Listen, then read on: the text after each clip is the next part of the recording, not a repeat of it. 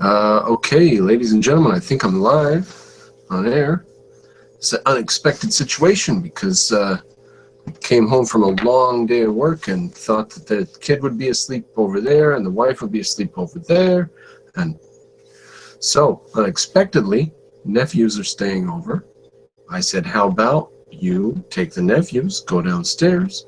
I'll keep having a beer or two, and I'll do a damn Google Hangout. What the hell? So I unexpectedly had a chance to, it's going to be less and less sometimes and more other times. It's not easy to tell what the future holds when you're not a millionaire. And if you're a millionaire, you never get to do shit like this. So I'm really glad I'm not a millionaire. So sit back and have a drink.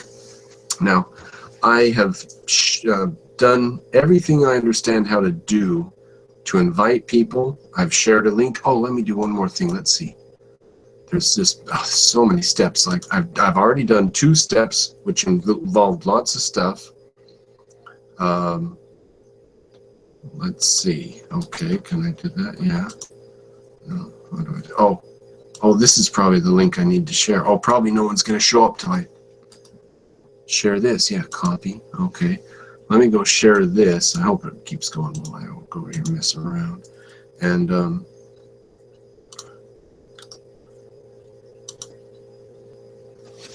yeah, this is the one I need, isn't it?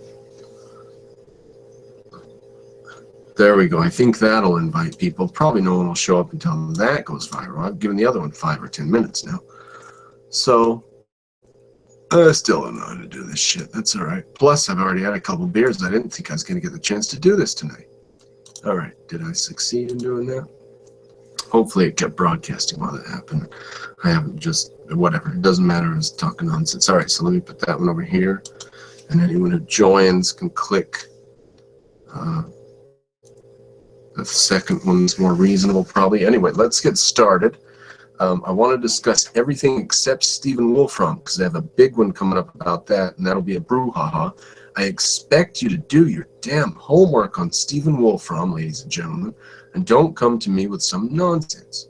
And we can get serious, because that stuff's real, and what should happen is probably the Ayn Rand Institute should elect me Wolfram chair of the universe and have me down at the Ayn Rand Institute investigating how Wolfram's ideas need to go, why they're significant and what the Ayn Rand Institute needs to be in on this. It's that serious, it's that real. So I'm live. I need to remember I'm live and I can't go back and edit this stuff. But the Ayn Rand Institute should take it seriously, and the problem is I haven't found objectivists who do take it too seriously. So anyways, okay, I've got viewers, so if you want to click in the comments on the side, you can join if you're of that sort of persuasion. So I'm going to avoid Wolfram tonight. What I am going to discuss is whatever else we discuss. I just had an unexpected situation and was able to have a hangout. So join in if you want. I'm going to start off, while I don't have anybody else here in the room, just doing some good limericks, because that's what Christopher Hitchens always did to kill time before, just to kill time. So with limericks, I like to look at the globe, and I think, pops into my head, oh, there was a man from Nantucket, but it's too obvious, so you go with his sister. There was a girl from Nantucket whose pussy was shaped like a bucket, so big and wide and hollow inside that none of the young men could fuck it. And so you start off like that with a map, and then you sort of rotate the globe a bit, and you can see the girl in France who boarded a bus in a trance. So the passengers fucked her. So did the conductor. Poor driver, shot off in his pants. And you just sort of work your way around the globe, and you pop back and forth between different areas. There was the man from Iraq. Now this one's a fun one because it features a classical composer, and there aren't very many limericks with classical composers, and if you have one, go ahead, put it in the comments, I'll read it out. There once was a man from Iraq who had holes down the length of his cock, and when he had an erection, he could play a selection from Johann Sebastian Bach. That one's quite good. I like that one. Now, you find your way as you rotate the globe a bit to Australia. There once was a man from Australia. With his story, I won't regale you. And just a bit over the Pacific Ocean, we get to the man from Peru whose limerick stopped at line 2.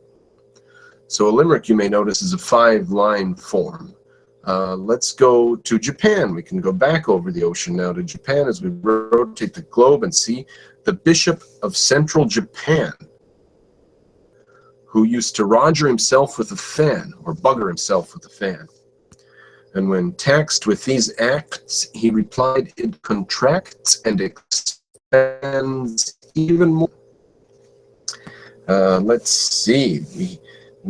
They're filthy, aren't they? They just get worse and worse. There are some classics that Hitchens used to do to placate people. Like there was the engine driver called Hunt, who was given an engine to shunt, and by yelling out, he saw a runaway truck, and by yelling out "duck," saved the life of the fellow in front.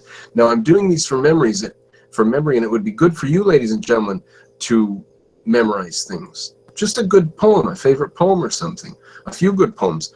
I can actually do probably 24 limericks, maybe more. In fact, let's go over to Madras. There was a girl from Madras who possessed a magnificent ass. Neither round nor pink, as some may think. It was gray, had long ears, and ate grass. That one's brilliant. Oh, who do we have joining in? Is it an Argentinian Jew? Aha, Lee Ram has joined us. Did you hear the limericks? No, I heard you speaking instead.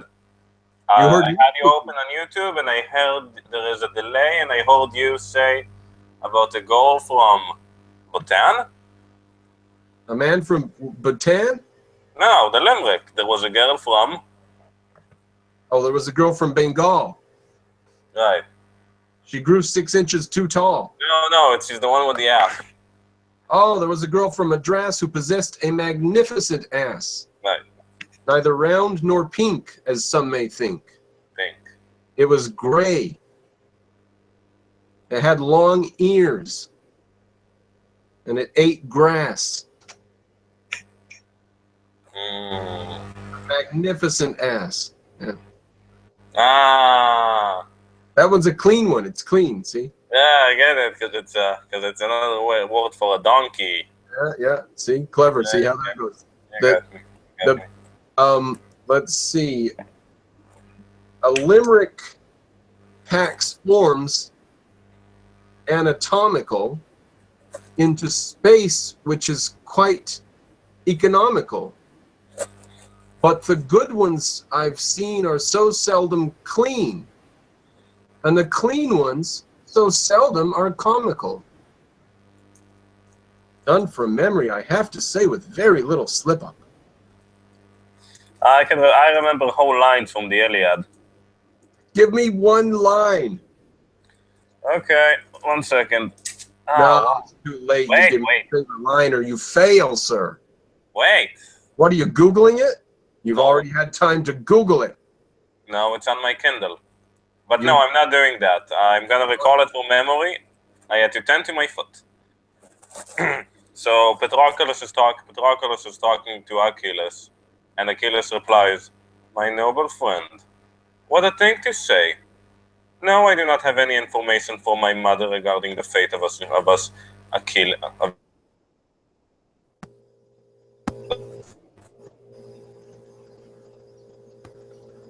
Well, I'm experiencing lag from him. Are you? I don't know if, ladies and gentlemen, if you're. I'm experiencing. So you just stopped from Achilles something. Yep. I don't know if everybody else saw it pause, but I didn't hear or see anything from. There was a pause. Okay. Memory aside, I'm gonna get the real one and see how close I was. Well, okay, but I'm not checking to see how close I am. I'm doing this shit from memory here. All right, let Actually, the Iliad is supposed to only be by memory if it's rhyming. If it doesn't rhyme, it's not. Well, that's what rhyme is for. That's why you make things rhyme. Yeah. Them Jason P. Doesn't even rhyme. That's just a what's that called? A mnemonic or whatever. Them, you know what them Jason P is? No. Mercury, Venus, Earth, Mars, Jupiter, Saturn, Neptune, Pluto, blah blah blah. I have, okay. What do you use for that? How do you remember that? I just remember it. Oh, in You Hebrew, it's don't know. kind of easy to remember it for a reason. Which is first, Saturn or Jupiter? Which is closer?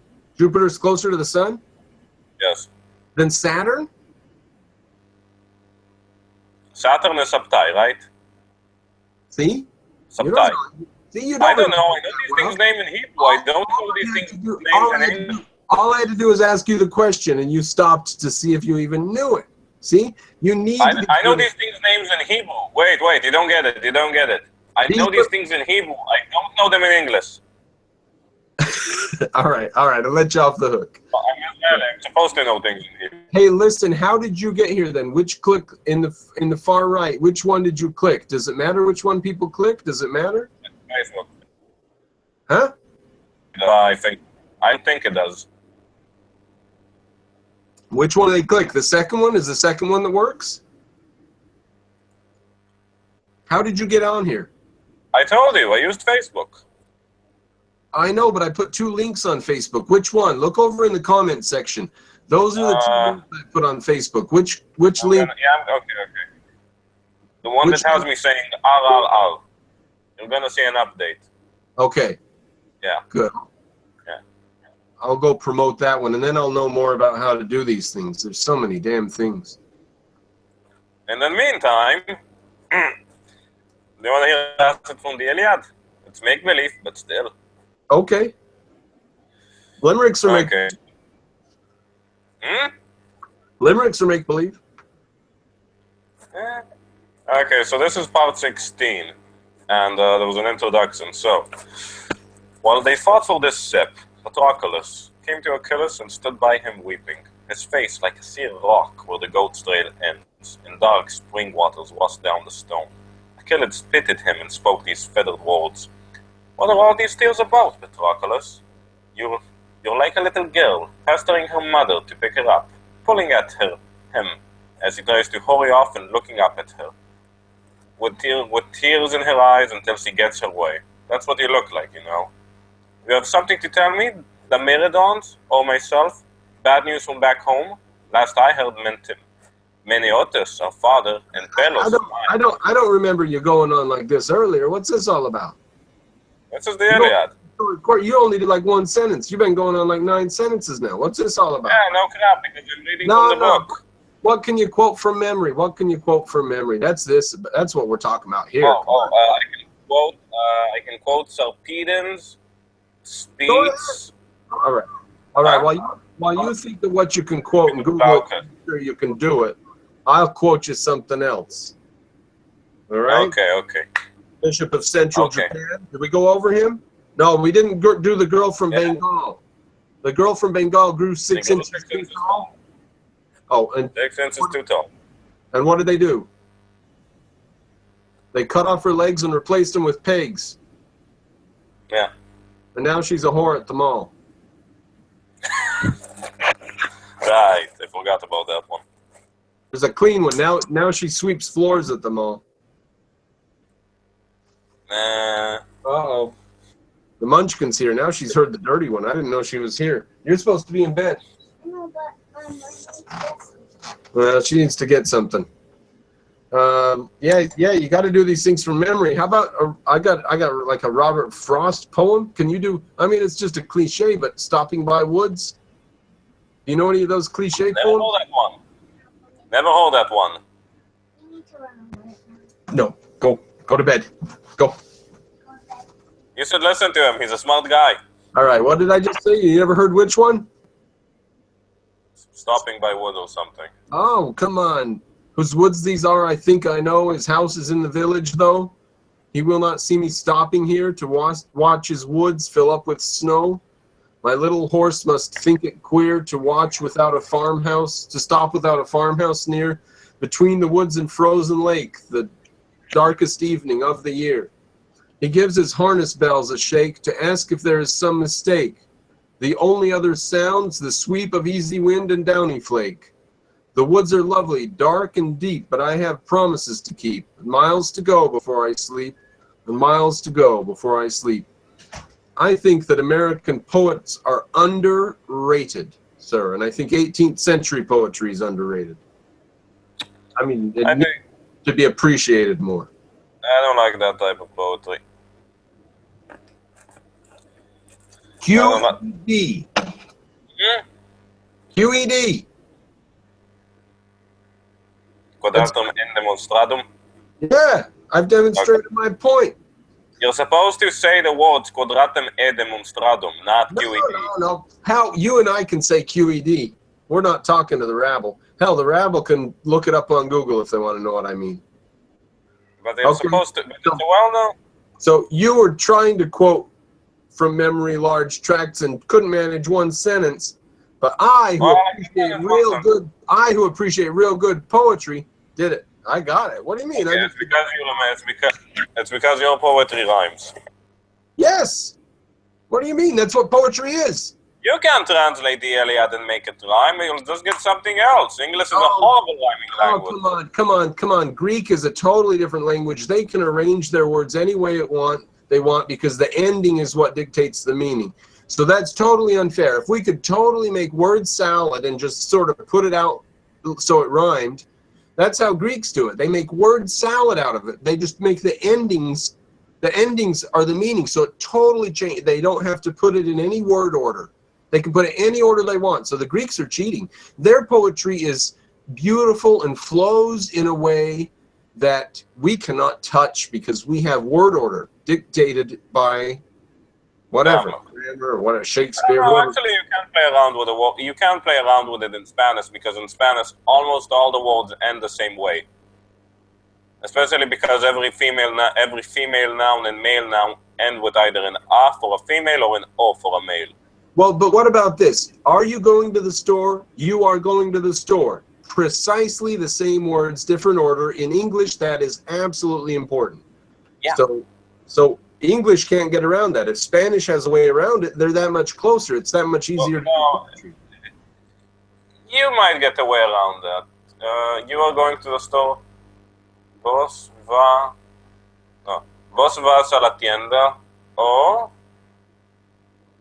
vas a la tienda. They can omit a lot of words because they don't have to say the person doing the thing because it's implicit in the word. All right, so I've just given you a very simple sentence and we can just switch two words. And in English, that's absolutely clear. Right. But in English, people... It puts strictures on us. The Greeks are able to do a lot more with poetry than us. The Greek language is musical. Yeah, but also in Hebrew, which is a very ancient language, you can play around with a word order as long as you do it in grammatical causes. Interesting. Yeah. And you can do it in English, but you sound very old. What can you recite? Give us something. Recite anything.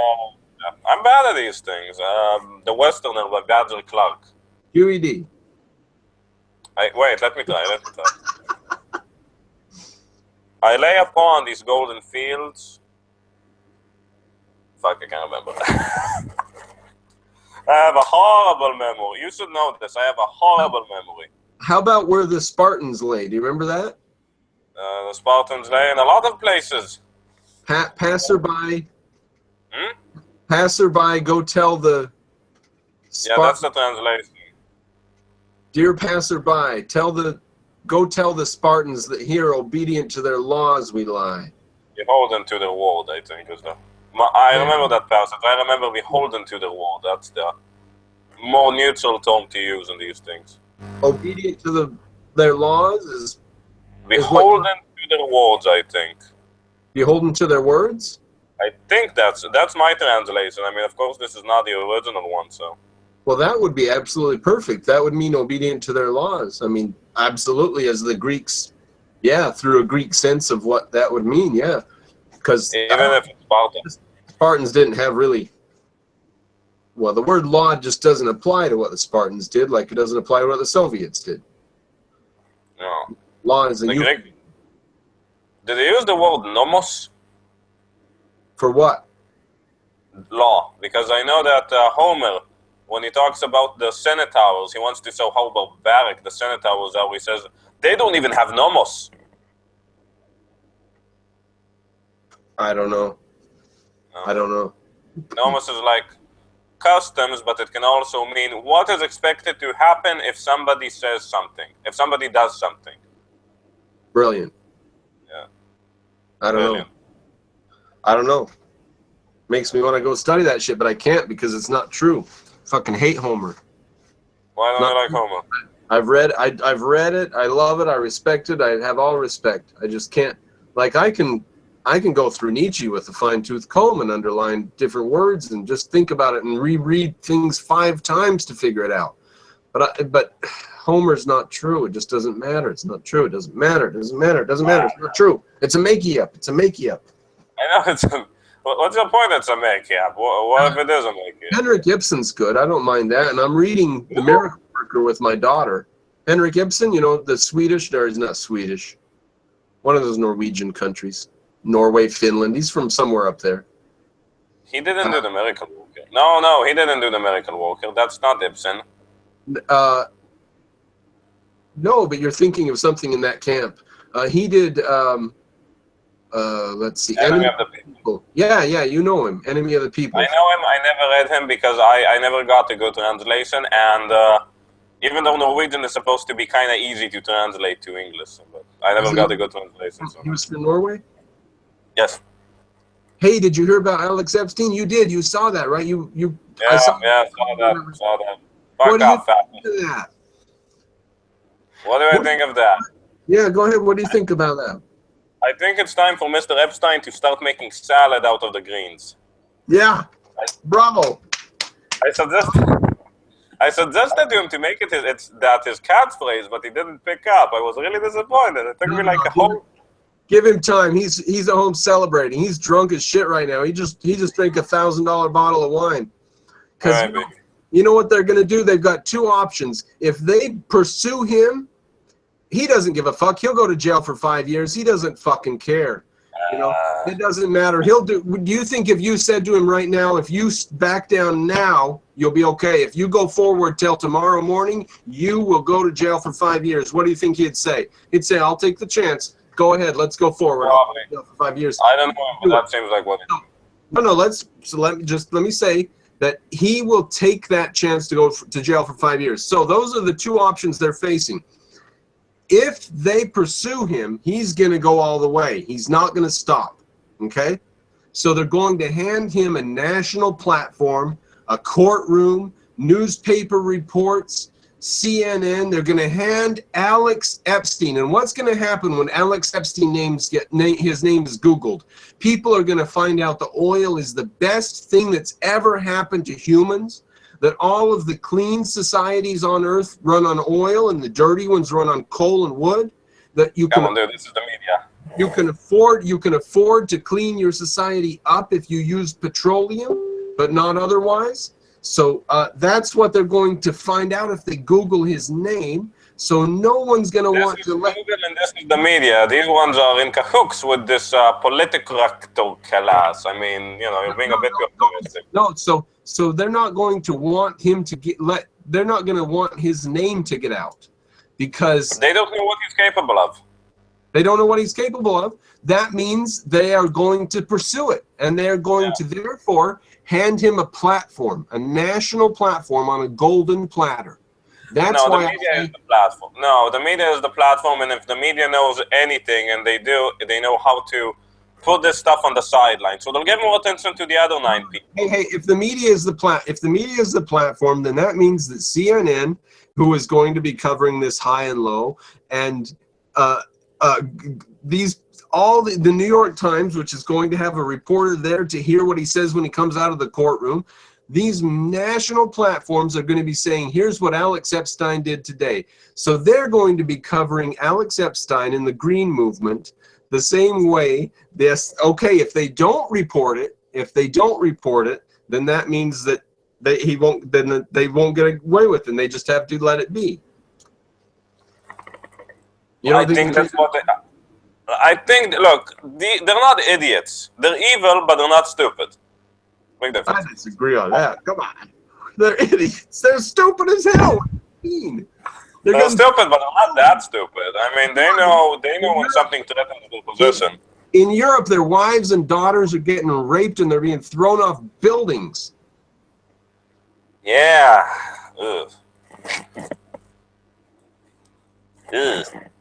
All right, here's a question. Let's say we get to the end of 2016. Let's say the world doesn't fucking implode.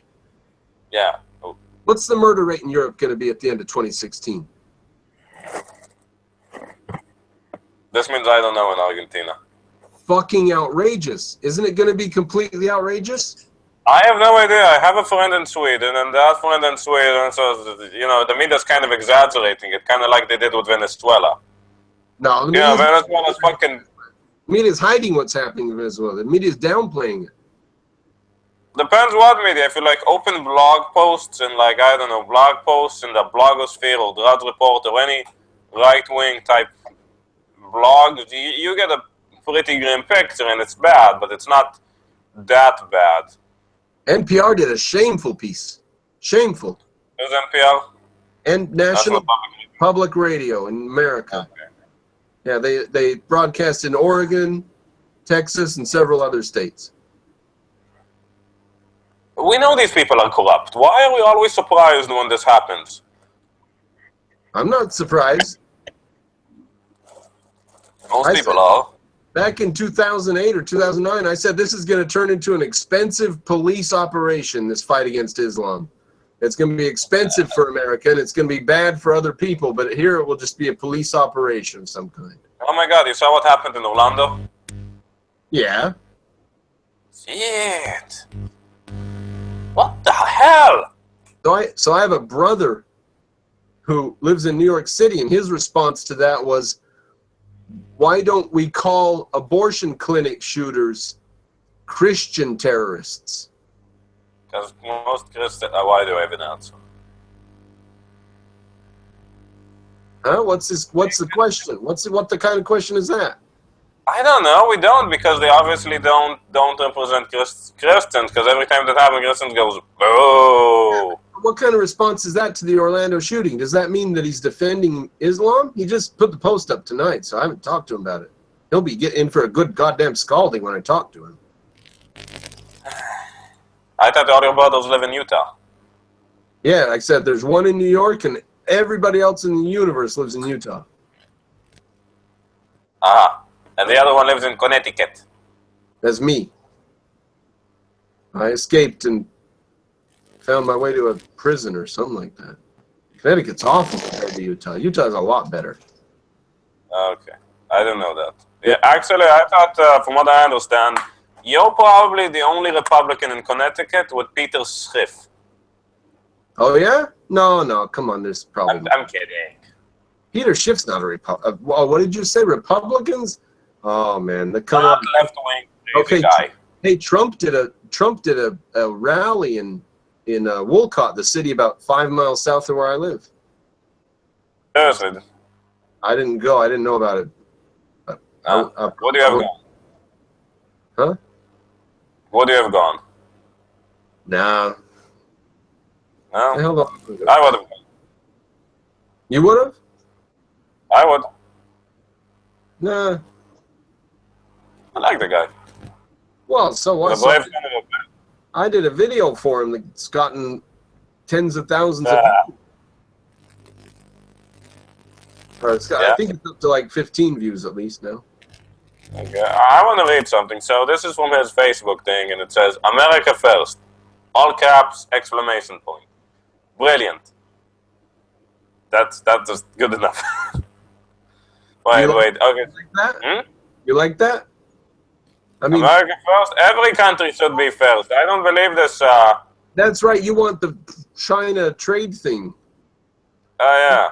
That's one thing objectivists are afraid of, because we think it does more damage in the long run to everybody, and that you just sort of have to have a big military and be ready to fight.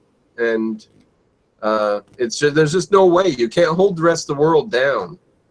And so we need to pursue legal means against China, but we can't reduce trade. Free trade is the answer. I think an objectivist. No free trade with China. Free trade with China is kicking yourselves in the foot because our society is a type of society that's, burdened, quote unquote, in the short term by inventors, by having to pay inventors. Even though there was a short-term boom on just having to not give a shit about them, do whatever, and manufacture freely.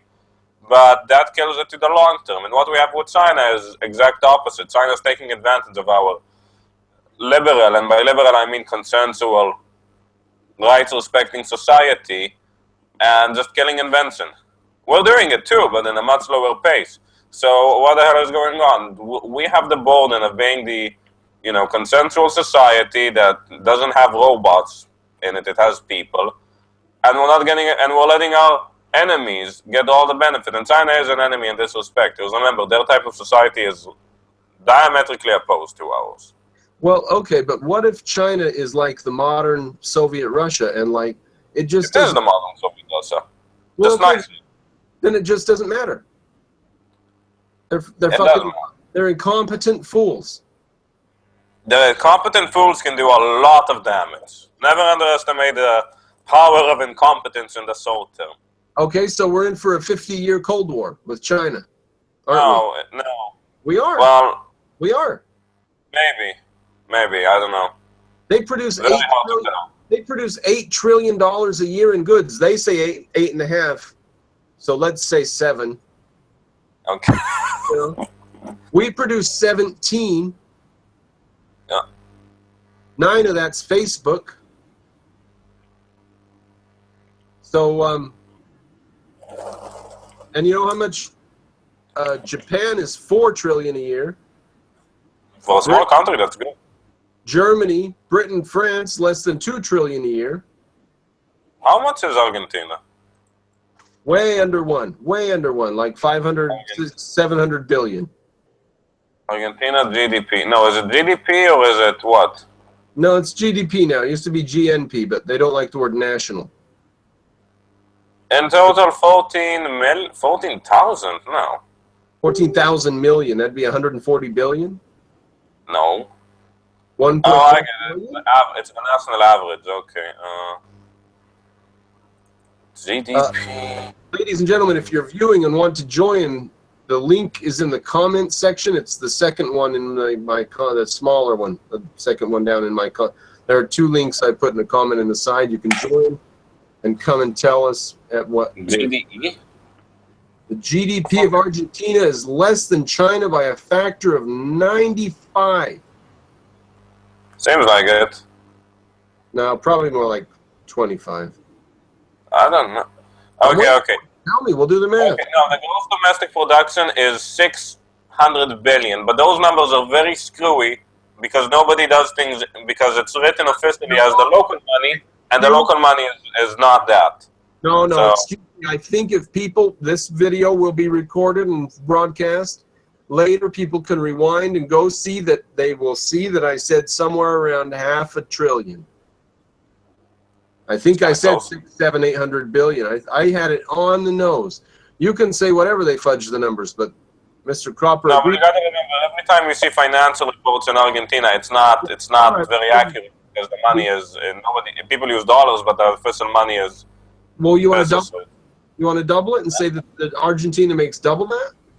I don't know. Nobody does. Nobody cares either. That's a shit attitude to take. All right, let's talk about Mars. Mars. You know about Bigelow? Space Bigelow, the male gigolo Bigelow? Gigolo spaceman? You know about this guy? No, never heard of it. Boss. He's a fucking boss. Let me take a second to say what happens. So right now, the astronauts are up there in the space station. It's a tin can that they launch on an expensive rocket. And yeah, there's these micrometeorites that do their thing and are dangerous because they can do bad things to people who are up there. You know about micrometeorites, right? Because you've seen like something. So why not? what do we do about them? So we just put people up there in tin cans. That's the solution right now. So this guy says, why that? Why not a Kevlar vest? So he invents a Kevlar vest that's inflatable. It's fucking huge. It's the size of an SUV to begin with, and then it inflates after that. So the total usable space inside of it, once you've got some nonsense and stuff in there, is about as big as the space of an SUV. So these are bulletproof. And they weigh a lot less. They're a lot easier to make, and they're a lot easier and cheaper to put up. So it's going to make, like, where right now we have 5 or 7 nodules on the space station, we can now have a space station for the same cost with 30 or 40 nodules. And they've just put the first one up a few months ago, and they're testing it. So why are we going into space? Because we've got to get to Mars. Nothing there. Huh? We've got to get to Mars. Why? Did you hear about the Dragon Heavy Lift from SpaceX? They have a spacecraft. Listen to this. They have a spacecraft. Take 100 people, and they're going to do a flight every 6 months for 20 years. Why? And you'll be why is this important? The women will all be. There will be no feminism on Mars. The women will all be required to stay pregnant all the time. Seriously? To produce as many Martians as possible. I just made that last part up. That's a fantasy, but. Wait, is it even possible to have a normal pregnancy in space? We don't know. They're gonna fucking test it. I'll tell you that. You know, it's very simple to test. Just get 2 monkeys up there. I'll tell you. NASA admitted that sex has happened in space already. Seriously? Yeah. They They admitted it in like euphemistic, tongue-in-cheek terms. They said men and women have been up in there together for a long time. And here's how the guy finished. He said, men and women have been up there together on the space station for a long time. They have a lot of private time. And when you're up in space, a woman, more of the blood flows up to the face and makes it fuller and plumper. And her breasts float. There's no sagging. And so, yeah. And that's how he finished. Seriously? Yeah. Hey, that might be the dumbest thing I heard in space. Listen, okay. Listen, I did limericks for 5 minutes straight. I gotta get a beer, and I'll be right back with the beer. You give him a limerick or a poem or just whatever. I don't know. You're in charge because nobody else has joined yet. Go ahead.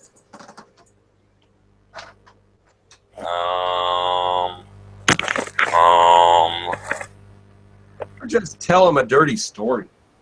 Okay, here's a story. One day, I was working as a mover.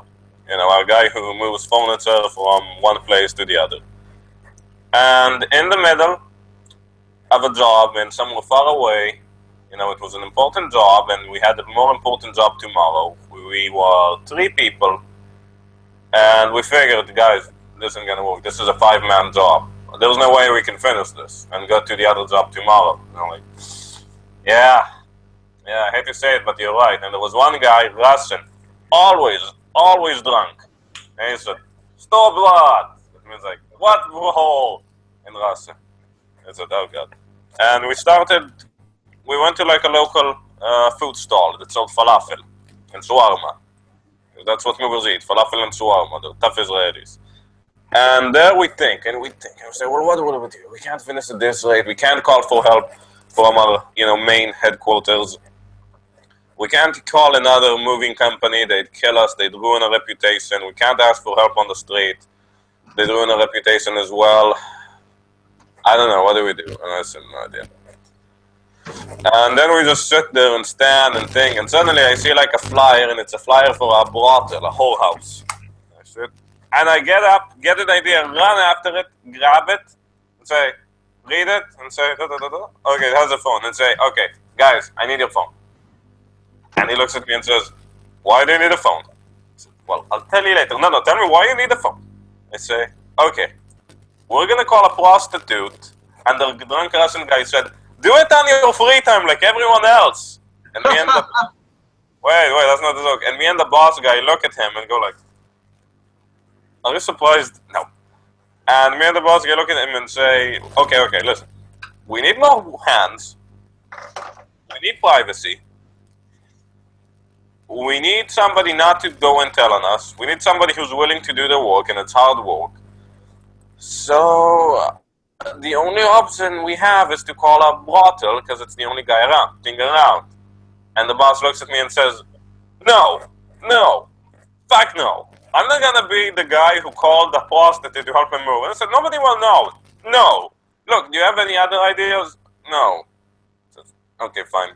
Call. So he gave me a phone. Fuck no, take the drunk guy's phone. Vadim. The drunk guy. And I said, stop. Vadim. Telephone. Okay, he takes the phone and it's like, I start dialing and it completes the whole number. And it says, oh, it looks like it's the same. It's the same number. And Vadim looks like, and I call it, and it's a bottle. So I open this with a sexy voice. Hi, you've reached Bottle House. Dun, dun, dun. And I say, okay, listen. I need a very strong person. And immediately the lady drops her voice with a heavy Russian accent said, stop! And I said, which means what? And I said, listen. I just need a strong person. Don't care about anything. I'm willing to pay. And we'll keep it, and just need to keep it a secret and do whatever we tell her to, her, whatever to do. Says, what? Says, okay. And I explained all the situation. We're walking and moving, and we're underhand. We don't have enough hands, and we need privacy. Says, I'll get something. She hangs up, and okay, she calls again and says, okay, somebody is coming. And somebody comes, and it's a transgendered male becoming a female, and he's very big. He's very big, like 1.75 m. He looks very big muscles. Might have been an athlete before, and he whatever comes and says, I want to tell in Russian accent I want to tell you that I had freaky people try to do stuff and he didn't. Look, we just want you to help us do moving. Stop. This means what in Russian? And it says, we just want you to help us move stuff here because we're a moving company and blah, blah, blah. Will you pay? Yes, we will pay. Okay. So we start walking and we walk. Everyone speaks Russian. I kind of speak Russian, so I kind of am in the end. And I get them saying, how much do you, and the drunk guy asks her, how much do you get? And she says like 400 shekels an hour. I says, whoa, I chose the wrong profession. And we keep walking. And then the owner, the guy who we are moving for, comes and says, who is this person? I says, oh, this is Ivan. And my name is Ivana. And he says, this is Ivana. Sorry, I get confused. He came in from the headquarters because we need some help. It's alright. And he says, okay. And we keep walking. And I said, okay, it's time to pay him. See, her. Okay, and we pay her. And he said, and we're exhausted. Dead exhausted. We've worked like 10, 12-hour days just moving all day. Moving furniture to a truck and then moving it up to a house or a store house or whatever. And we're dead tired. Almost never worked that hard in our life, I swear. And the prostitute is kind of like, okay.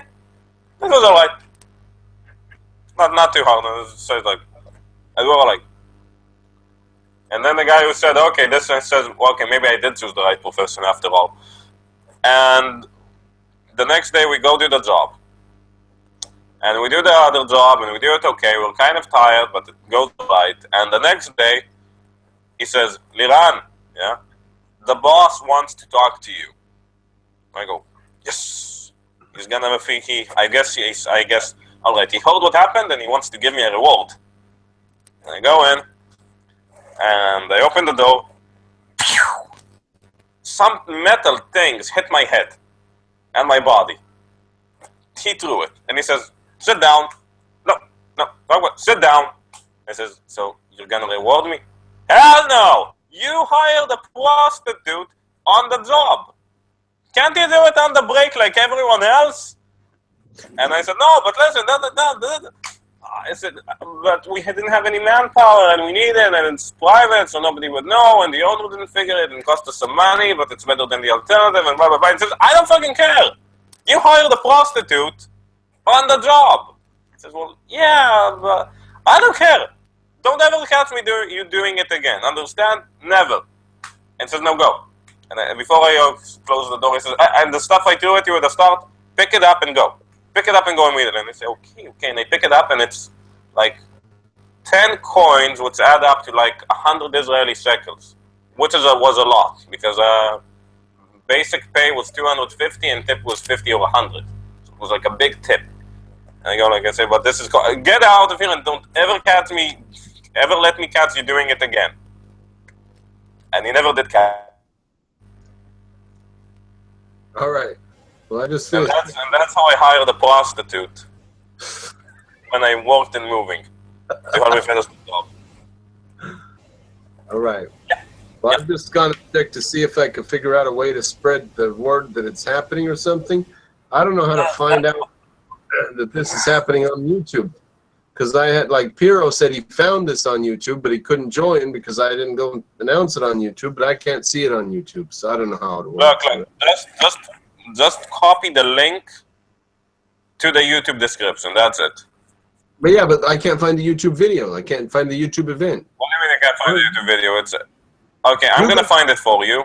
Yeah, you're gonna find it for me, and you're gonna put it over in the side, and that'll. Don't you love me? They just won't report it or. What do you do without me, baby? All right. And in the This is meantime, like the time I hired a prostitute when I worked in moving. Wait, what?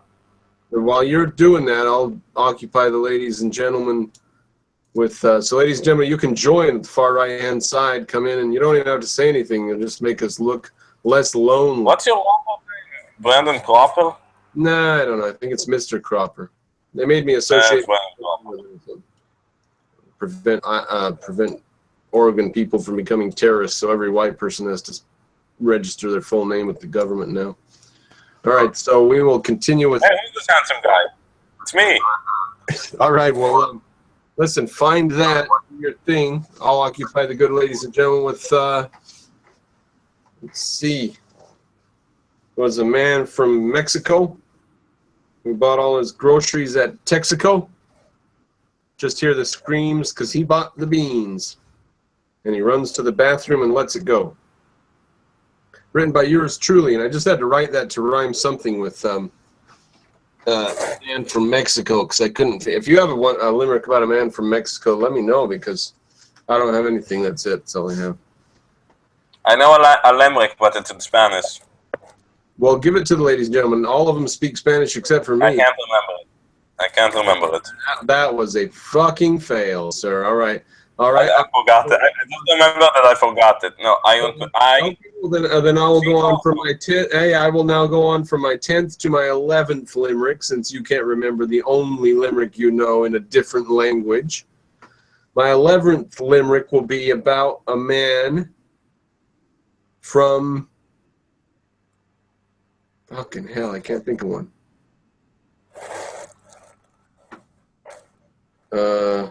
Bishop of Central Japan used to roger himself with a fan. I think we did that. Japan. Ever been to Japan? Ever wanted to go? No. I tried to start learning the language because my daughter said, why don't we learn Japanese? I said, okay, so we did. Why did you want to learn Japanese? Because I've taught her Russian, German, Greek, Latin, French, and Italian. So she's lingual. Yeah, but she doesn't know that much. She knows German really well, and she knows her Greek alphabet really well. So those are the two that I've concentrated on, is German and Greek. Just because I know German really well and Greek's important. So, but she knows like hundreds of Latin root words, and she knows Russian phrases, how to say hi, how are you, I'm fine, good, what's going on, my name is, all that silly stuff. I can speak German, by the way. Want to hear? Ja, wie viel Deutsch sprechen Sie? Seichte sich doch dursten. Ah ja, es ist sehr gut. Sprechen Sie mehr? Sag. Nein, ich habe keine Zeit. Kennen Sie Ahnung? You're just saying shit now. That's what it sounds like, but to be honest, I probably said something stupid like, airplane goes far left, far filthy. Nein. Die Aufrufen gehen Sie rechts an links. Nah, nothing. It's no good. There's no reason to speak German. It's a dying language. It's no good. German. Everybody in Germany is going to speak Syrian within 20 years. Arabic. But Syrians do have their own dialect of Arabic, so. Oh, is that right? Well, let me just say Arabic then. You know, on one, when I feel nasty, I feel like they're all going to fucking die off, but then it's like, maybe we'll save Europe's ass again. I don't know. It's like a recurrent theme. Should we save their ass again? Every 30, 40 years we have to save their ass. What's this about? I don't know. Now we're gonna save Japan's ass, and we're gonna do it too because there's too much money on the line. I'll tell you what. You just sit down there in the southern tip of South America where nothing's gonna happen, and you just fucking relax because we're gonna take care of South America. We ain't gonna let shit go down there. Nobody's gonna go. Nobody goes though. Well, because we protect it. No, not because of that. Just because it's very, very hard to invade. Because people don't like to be influenced. There's a couple of gunboats there to help you out, it turns out. No, gunboats don't do a thing because there's only one natural area for a natural port. You can't invade on the southern cone. You can't invade from in Brazil. It would be very hard to invade. Even in the Gulf of the Rio de la Plata, which is the Gulf between Uruguay and Argentina, there's nothing you can pass there. I mean, they tried it in the past. It didn't work out. You know that the Argentines fought the whole Spanish Navy at the time, just in that little area. Wait, what year? They won. What year? 1808. 1808. You know that? I'm loading the YouTube video. Hold on. It might slow us down. Can you hear me still? Maybe it's working. Oh, did you posted the... I got a new haircut. Good. A new haircut. What? You got a new haircut? I'm posting the link, but you already posted the link on there. Good. I did, just in case. Did you post the same link as me? Probably. Are you sure you posted the right link? Let's see. I still don't know what this fucking thing... I'll learn about it. After I've done it 20 times, I'll learn about it. That's how these bastards are, you know? Yeah, I've done it. It probably is the same one. Because it leads to the same place. Well, and if it leads to the same place, it's the same one. So you don't think space travel is important at all? What if a big old meteor hits Who cares? Why? Okay. Porky. For what? Porky means why. For what? What thing, you know? Yeah, why go to... What if a meteor hits us? Who cares? What chances are there for a meteor to hit us? High enough for me to want to go to Mars. What are the chances, literally, like on a scale of... Not even on a scale of 1 to 10, on a scale of 1 to 10,000. Didn't Russia get hit recently? I don't know. No, meteors fall all the time in Russia. It's like a regular occurrence for some reason. Because they got a sixth of the planet, so they're going to get a sixth of the meteors. Full stop. Meteor fell in Indiana, hit a lady in the leg. Seriously? Oh my god, she might be the only... Did she get special powers from it? Yeah. What are the special powers? She got morphine from the doctor. Good enough. I don't know, if somebody would be hit by a meteorite, I would assume it would give him powers, but I might have been reading too much of JoJo's Bizarre Adventures. Yeah, this modern shit with these powers, superpowers and shit. But I don't know what all that's about. Why do people gotta, whatever, they gotta do what they gotta do. They gotta get on. I don't like fiction. Yeah, I hate fiction. Can't stand it. It's not true. You're the only guy. Only guy. No, they just make shit up. Like, they're going along, all of a sudden the main actress has dragon babies. What? Fucking dragon babies? Okay, that was actually put. Yeah. Now, is that real? Dragon babies? No, that thing. Did somebody put that in the show? I'm just making that up. Yeah. Is that true? Yeah. No, some lady had dragon babies in Game of Thrones? Is that what it was in? Yeah. I've never watched one episode of Game of Thrones ever. I promise you, ladies and gentlemen, I have not. I just got that. It's pretty much, it's crap. fucking It's- useless. You want to watch Worldwide Wrestling Federation? Holy So, I love that sort of shit. All right. That said, I do like, things. Braveheart was okay. I was a teenager when I saw it, so I really, really loved it. Braveheart was good. Yep. Room with a View. Howard's End's full of some socialist tripe, but Room with a View's real good. There's not really much socialist tripe in that. Not any I can think of. I never saw that one. Oh, Never saw that. come on. That's excellent. I don't like movies. Movies have too much dialogue. Oh, well, Room with a View's a different story, though. Do you know what it's about? No. It's about a room with a view. and it So sparks seriously, somebody made... this fiery romance. So it's just two people talking and having sex. No, they never have sex. What happens is they kiss in a wheat field. And it causes a scandal that drags on for an hour. Why would anyone watch a movie about that? That sounds like the most... I've watched it at least 100 times. Oh my god. Listen, when you're watching that movie, you are living in a upper-class English town, suburb of London, in 1895 or 1905 or so. Upper class, totally devoid of any care of the world, and you're absorbed in it. You're just gone. Nothing matters. World War I and II are far ahead. Nuclear weapons are far ahead. Soviet Russia's nowhere in the world. It's a beautiful world to live in. Oh, it's lovely. Sounds like that. Well, it's boring. Yeah, everybody died of tuberculosis, though, so I don't want to go No, back. I don't even care for tuberculosis. I care that it's boring. Nothing's interesting happened. There's no trouble. Yeah, they all walked around with books. One of the ladies said to the other one, "Lucy, what's that book there? Who's been taking books and leaving them out to spoil? Don't stand there idling. Pick it up." Anybody who knows the movie will love that line and the fact that I can recite that and many other lines from that movie at great length. It's horrific. And he wrote a book, too. The book's quite good, but I'll pass. it's all the same, though. It's just the same. It's all shit. Makeup. It's makeup. Yeah.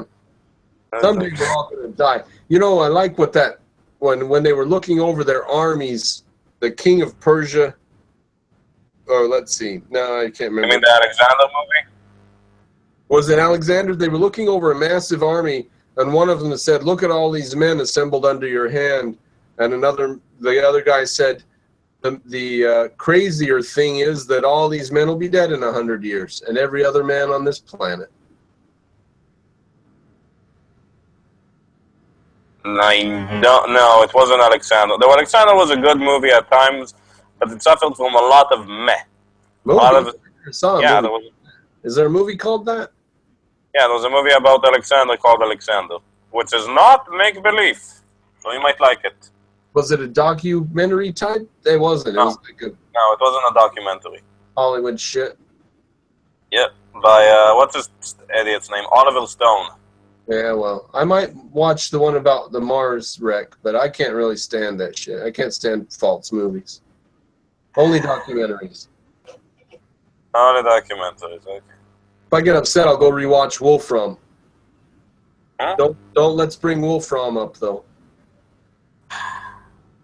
You.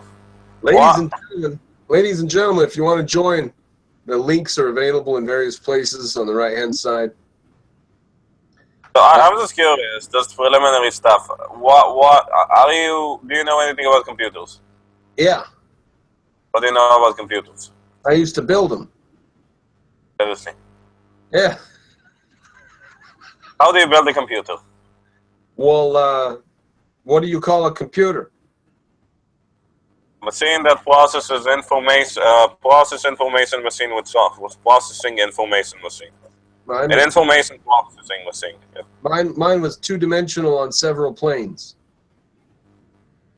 That doesn't make sense. Well, And do you know anything about? Wait, and do you know anything about physics? it was 15 pages of paper in a binder, but that's all right.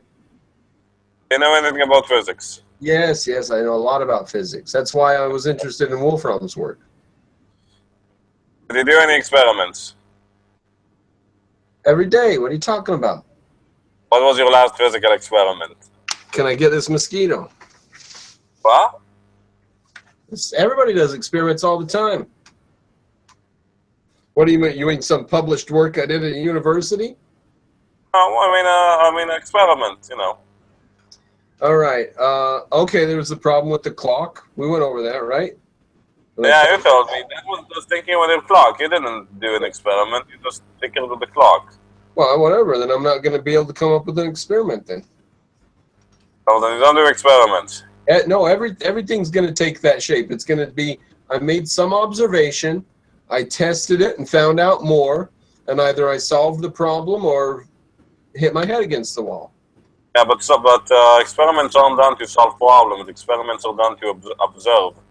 Mine was done to solve the problem of how was the clock not winding.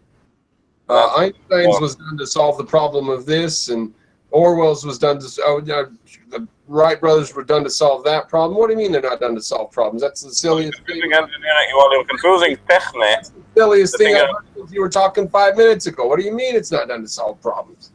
Well, you're confusing techne with episteme. You know what those two words are? No, it's fine. Don't worry about it. Experiments are done to solve problems. They had the problem of how to solve syphilis, so they did 605 experiments. 606 worked.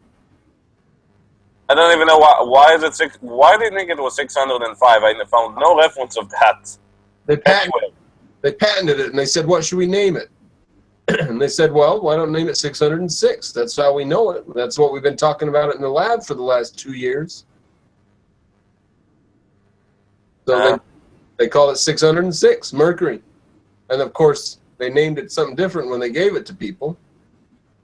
But have you ever seen Out of Africa with Robert Redford? No. Oh my God, you should watch that. That's a great movie. Robert Redford's a hero in that movie. He's a great man. He's one of the. He's an M. No. He's an I type. Why did I say M? Pardon me.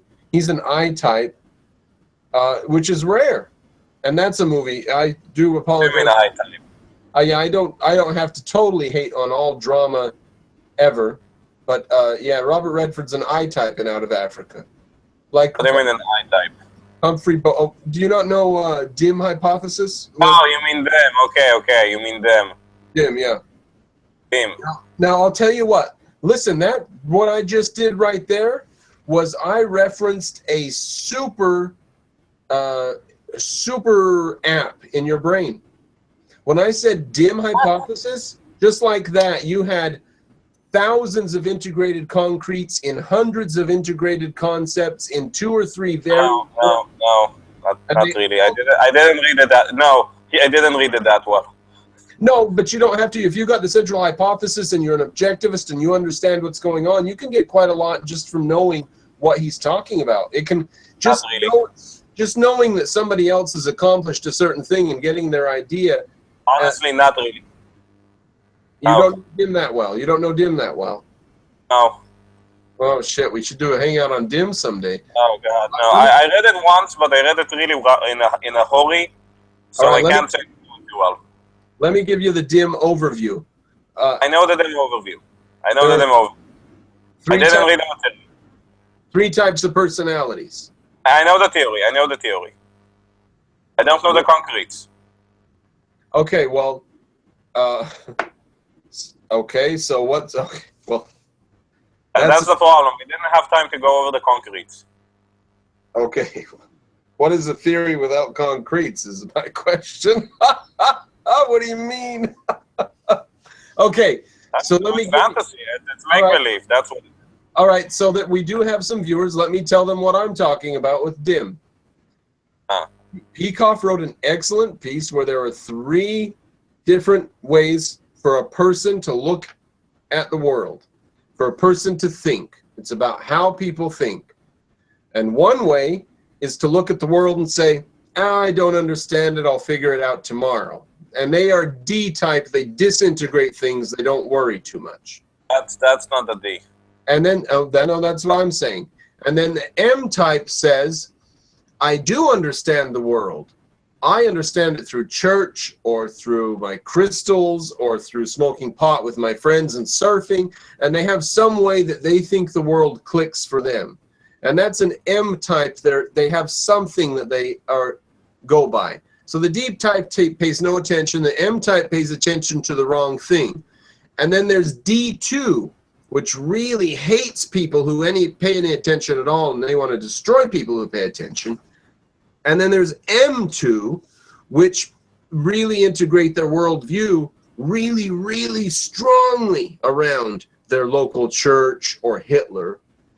And in the middle of all these is I-type. And the I-type is rational and objective.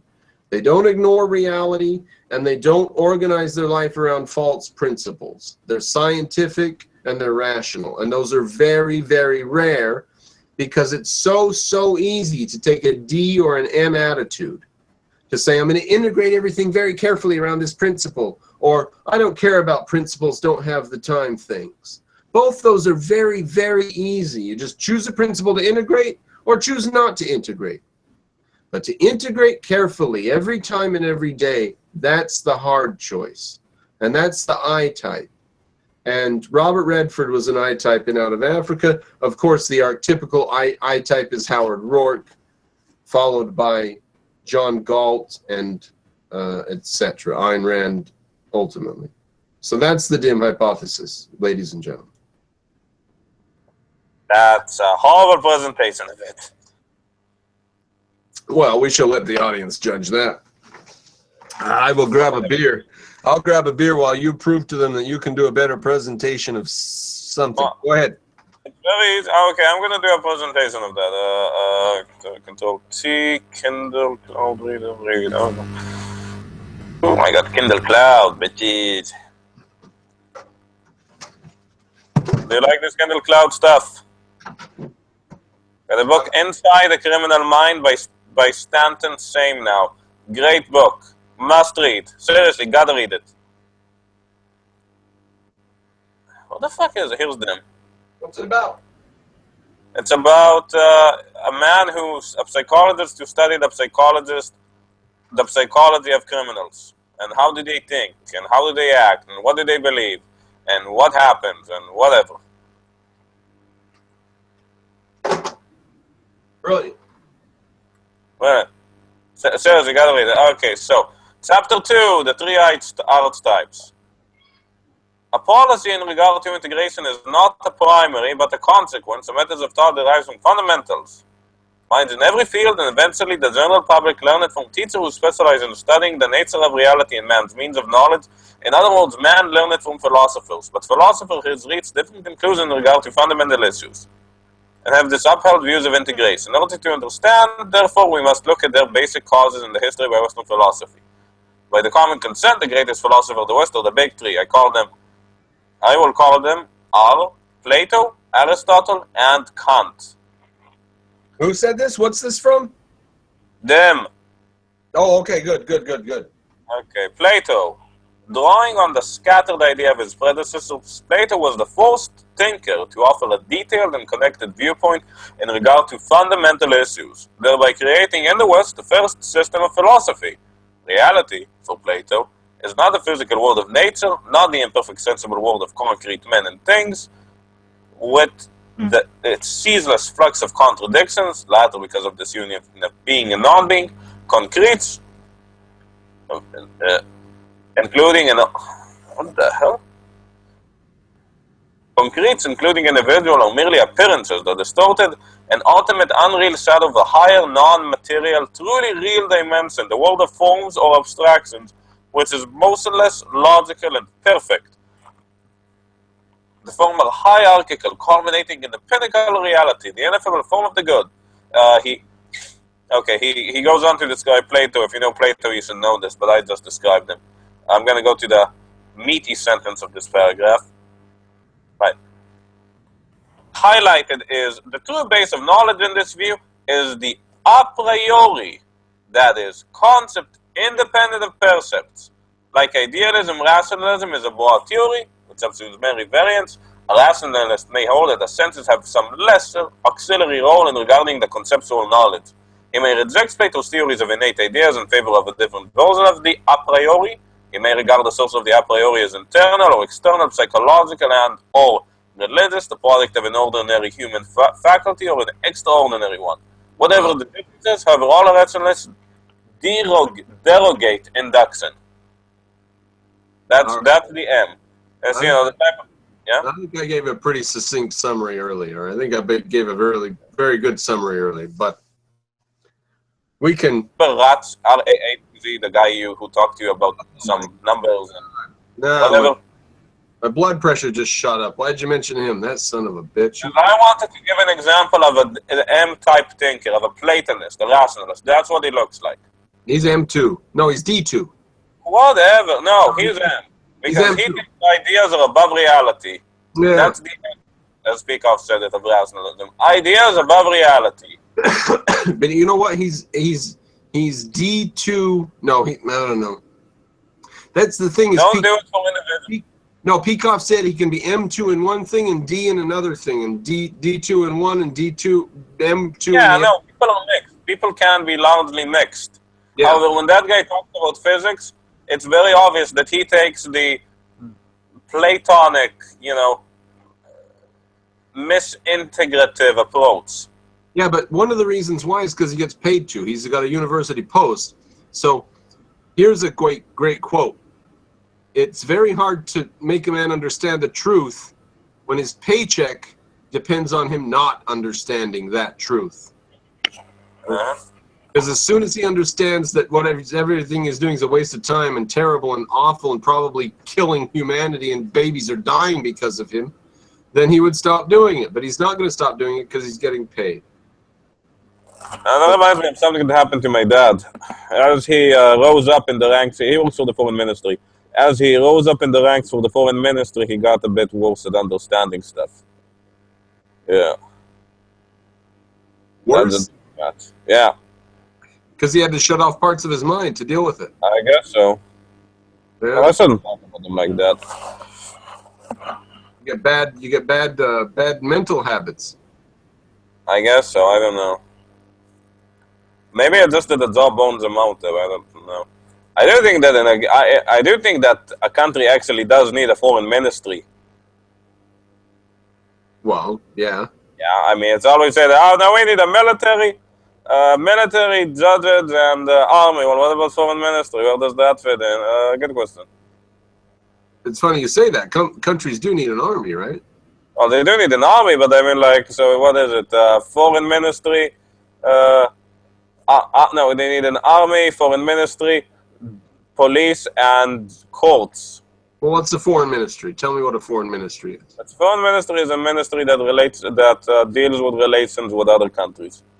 Countries have relations with other countries. Well, it's two-front because every foreign envoy has both an ambassador and a consul. Well, ideally they have that. Sometimes they only have one. Because of logistical reasons and simply not enough money. But right, let me ask you a quick question. Why is it that someone like me who thinks of all this as diplomatic relations, why do I have to break my concept of diplomatic relations down into these different parts? What are you offering me as a reward? What are you offering me as a reward for thinking about it hard enough to figure out what the hell you're saying about this shit? You will understand how it works. If you want to, okay. If you don't, say so. No, it's diplomatic relations. I don't know that much more about it than that. What? Okay. What? No, I'm just asking you to make the case. I'm not dismissing you. I'm saying make your case about why anyone who's in the position like me who doesn't understand this. Why should I care that it's not just diplomatic relations? It's both a foreign consul and a foreign ministry and some other fucking Yahoo and something else. Go ahead, make your case. No, I want to know. Maybe I should care. I don't care that much. It bores me. I don't know. I don't know your context. That's your job, so I can say. No, I'm not talking about me. I'm talking about explain it to somebody who doesn't know yet. If you ever wanted to know what does an embassy looks like on the inside and what the money you're paying, I think what the money you're paying in taxes for having embassies around the world, this is gonna explain it. This is gonna explain it, and if you ever are in a foreign country and you need help, this is gonna explain to you what, and this is gonna explain to you who do you actually need to turn to, and if this is gonna explain to you when you want to represent your culture abroad, or you want to represent your country's interests abroad, who does it and how. Yes. I don't know. I mean, what if McDonald's wants to open places in Argentina? I think what they should do is send a businessman down there and talk to some guy who owns a restaurant and say, we'll buy your restaurant for $1 million. And level that's not even remotely. That's not how it works. It's not connected. I know. I think that's how it should work. So I don't know about this connection of foreign, what one country to represent the interests of another country. And countries don't have interests. People inside countries have interests. No, countries have interests. That's just true. Countries obviously have interests. Don't exist. Only people exist. Huh? I know that, but we can speak of countries' interests, but we can speak of countries' interests. I mean, if we couldn't, it would be ridiculous. All of history would be ridiculous. Why did a country make a move? Why did Athens invade Sicily? Sicily. Or why did Sparta attack Thebes? I mean, we would never understand that. We would just be like, people had it. I mean, it does come down to the people inside the country. Yes. But if we couldn't talk about, the country's interests, we would not. We would have to say that. We would have to say all the people inside the country have decided that the majority by some system that no. We would say that most people who a country's interest, and when we mean that the hoi polloi, the people who hoi polloi around. All right, I think this is what happens. But I think it's just dangerous to say a country has interests, because I think that's collectivism. I think that individuals in the country have interests, and freedom is the answer to everybody's interests, and not everybody. Some people don't know that. I know freedom's a mess, but it's the best. Freedom's the best. It's a huge mess. Bad mess. Mess. Like Churchill said, it's the worst answer except for everything else. He said democracy. He said democracy is the worst kind of government except for all the others. Is it? And that's what it is. Freedom is the worst type of society to live in, except for every other type of society. Every time I hear that, I think of Alexander the Great and Philip II, his dad, standing in front of Thebes and Athens and basically just demolishing them. Yeah, but then they burned that damn library later. That was 500 years after. God, they burned it. Do you imagine what was in there? Aristarchus's collected works were in there. Yeah. Jesus. But that was 500 years after. You can't look at that and say, well, 500 years after. What the? Yeah, but... All right, how about this? How about this? Imagine those dirty, filthy bastards didn't burn it. And imagine that it was handed down like the pyramids all the way to us. Alexander the Great's library. It wasn't his library. No, the library was not erected when he was alive. No. Oh, excuse me. It was his city. It's his library. He had a few dozen cities. I don't care what happened when I'm giving him all the credit for that library. I don't care if it happened after he died. It was his library, and he gets the credit. For sure. Why not? Plus, what about the North Pole? What should we do about this? Russia wants the North Pole. Do we care? I don't know. The only thing there is Santa. Should we fight Russia? Should we get in a quarrel with Russia right now? I don't know. What does Santa think? Santa? Yeah. Sheesh. All right. Well, ladies and gentlemen, if you want to join, in the right-hand side in the comments, you can find a link on the right-hand side in the comments. Yeah, I think it's the second link on mine, and Mon's might work. And I don't know. So there's 3 links over there. Try if you want to join, you can join in. Try it out. So far, this is a... Huh? It's probably not a great night to have a hangout, but just happens that the nephew was over, so I said to the wife, why don't you all have a camp out downstairs? Cool. Usually I have to wake up early tomorrow, but training canceled, so I'm a fitness trainer. That's my craft, so to speak. So I train people. I shout at them and tell them how to move their limbs. You insult them? Huh? You insult them and tell them how to move? Sometimes. Is that what you said? Go, move. Come on, go. Vamos. That's literally 50% of my job. Because trust me, exercise is hard. Exercise needs to be very hard. I don't believe it. You don't believe it. Don't believe it. I've never tried it, so I wouldn't know. You never worked out in your life. That's one test I haven't run, son. That's not true. I ruined my knees bicycling and hiking when I was in my 20s. Now I climb stairs favoring my right knee. I'll do 2 steps with my left and 1 with my right, just so my right knee doesn't get so much wear on the stairs. So just because my knees are so screwed up, I don't know, ligaments worn away or something. There are these. Seems like you need more muscles. Well, in Utah, there's these big mountains, and so you get into a habit of climbing them and stuff. So you wear out your knees. No, I don't need more muscles. I used my muscles to wear my ligaments out. You use them the wrong way. You use them the wrong way. I'm almost 40. I don't need to do that shit anymore. I can read now. Well, now is the best chance. Now, if you don't get muscles, you're going to be 50, and then 50, your testosterone production sinks down, and you can't make muscle anymore as you could. But if you got muscle, your testosterone production keeps up, so it's important to keep it. Well, you heard what I said about the doctor the other night. So. What they said about the doc? Well, he said you got 20 years to live if you keep. Yeah. Or you can live 40 years and have that last 20 years in diapers. You're being lazy. By the way, if you do this, seriously, come on. If you do this, hey, am I being lazy? You have like 10 years not in diapers. Huh?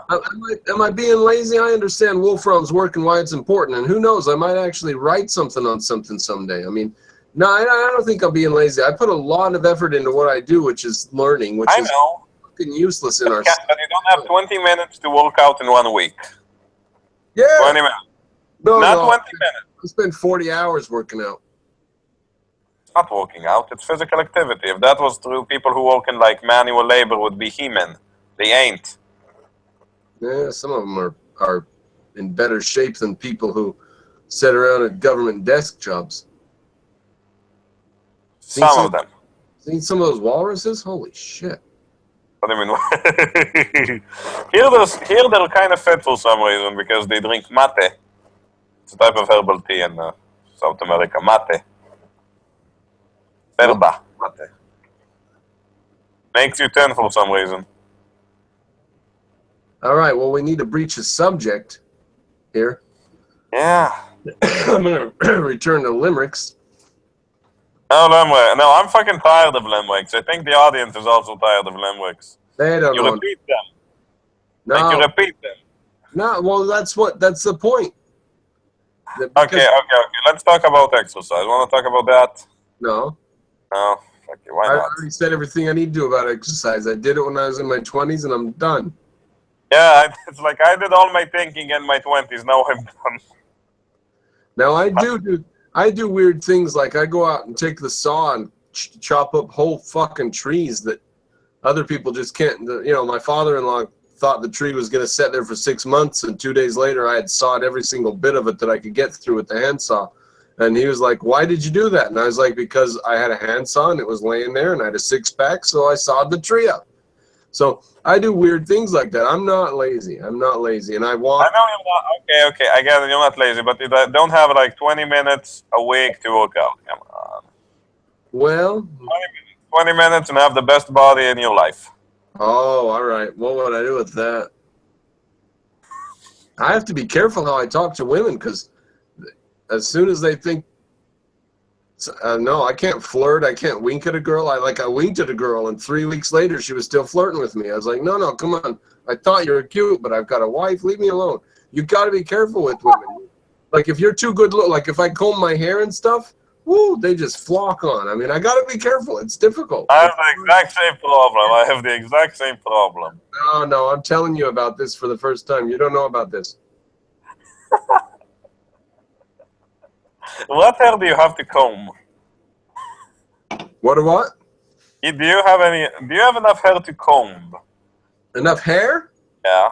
My dad is 77, and he has as much hair as I do. You don't have any hair.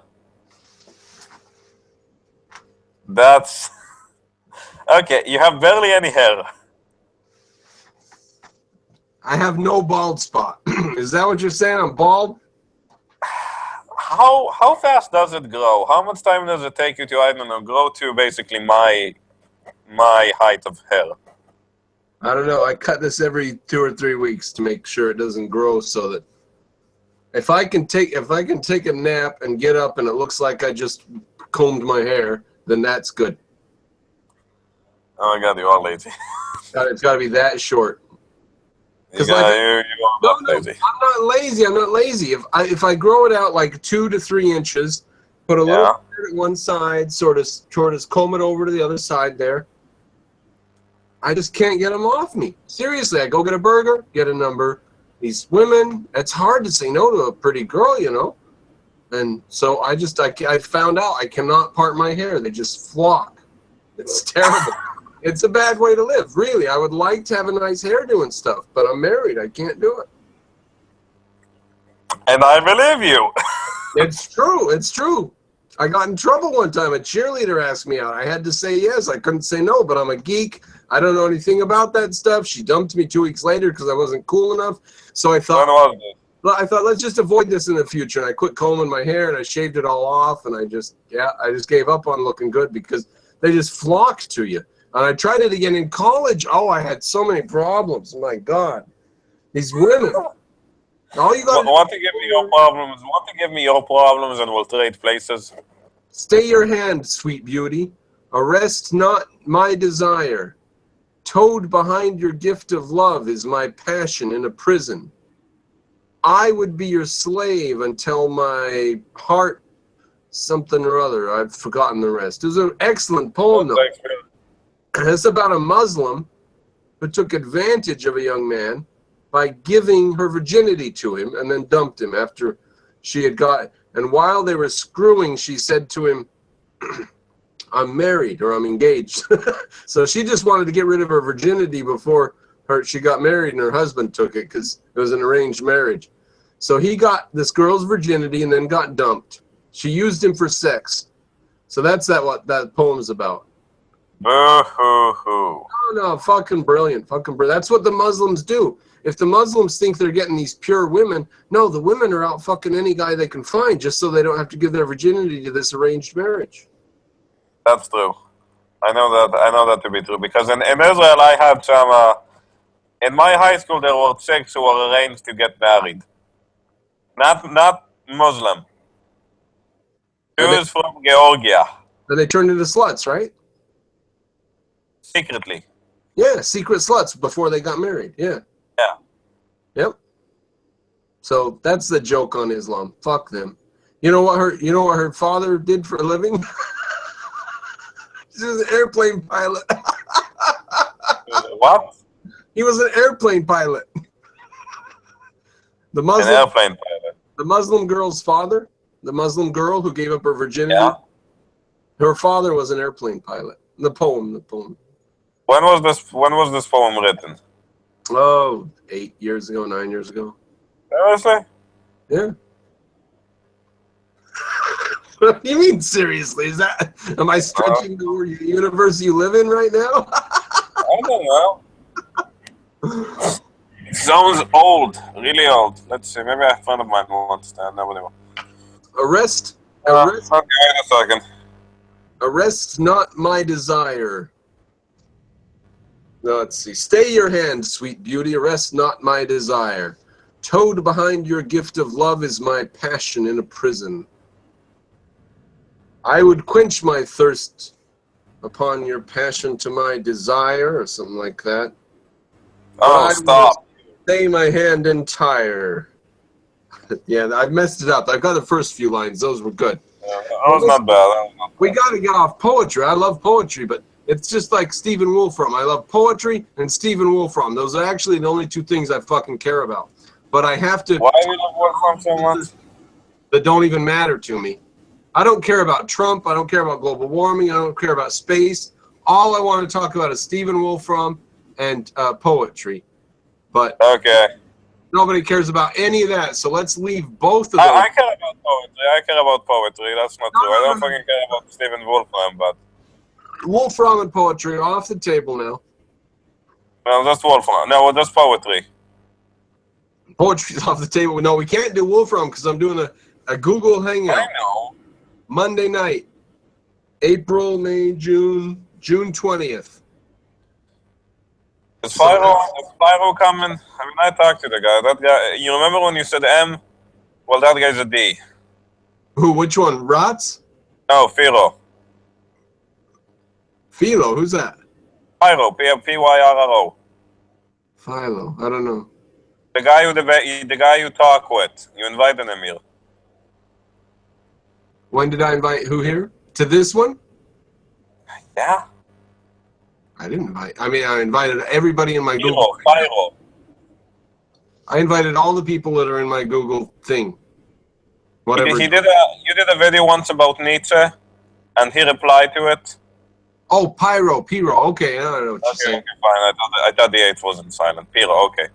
Pyro, whatever. I say Pyro because he's a pyromaniac. He wants to burn down lots of things. He says he's in favor of infrastructure. He's like a D2 in epistemology and an M1 in politics. He's a D2 in epistemology. I talked with him. He said, oh, well, I'm a scientist, but what do you do? I fit curves with a program in observatory. What? Monkey could do that. Well, a very smart monkey could do that. Well, they'll have computers doing it in no time. We won't have any jobs. Maybe you could automate the process because it's pretty stupid. You know, we already don't. People say, what if the computers take our jobs? They already did. Yeah, and people got time to do other fun stuff. Yeah, look at you and me sitting here. Look at this. You know why I'm doing this? Because I didn't have anything better to do, and there's kids downstairs sleeping. So what if I was poor and working 70 hours a week? It just would not work. I couldn't do it. I used to work 70 hours a week. No, wait. But you and I are still poor. Neither of us are on a jet. 65 hours a week. Sorry, 65 hours a week. Well, you know. How old are you? 21. Oh, shit, you're a kid. You're a kid. Fuck you, I'm not a kid. I'm double your age. I know. I have moles that are older than you. That is probably... How old did you think I am? In your teens? No, I'm kidding. No, even I can't be that young. No, somewhere in your 20s, but... well, early 20s. Your camera's shit, so I can't tell. Thanks. Everyone tells me my camera's shit, and I just can't figure out why they want to see me any better. That's funny. It's the girls that always say that. Okay, a friend of mine can't come to that thing. I get this. Nobody can come to it. It's on Wednesday night. Yeah. It doesn't matter. But this is a night owl. This guy's a musician, so these we just don't like sleeping. Aren't exactly early birds. Yeah, well, what about Victor Davis Hanson? You sent me that link to his thing. Why don't you talk about what that was? Because I've watched that several times. Anything? I watched that several times too. Yeah, go ahead about VDH. Victor Davis Hanson. Okay, I know. I just call him Victor Davis Hanson. So, Victor Hanson talks about the market. What the fuck did he talk about in that video? Talked about what? Oh yeah, he talked about democracy and consensus and the character of the West as against the character of non-Western countries who are not democratic, and how history supports his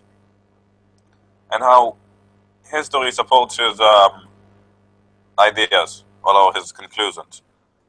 So he cites that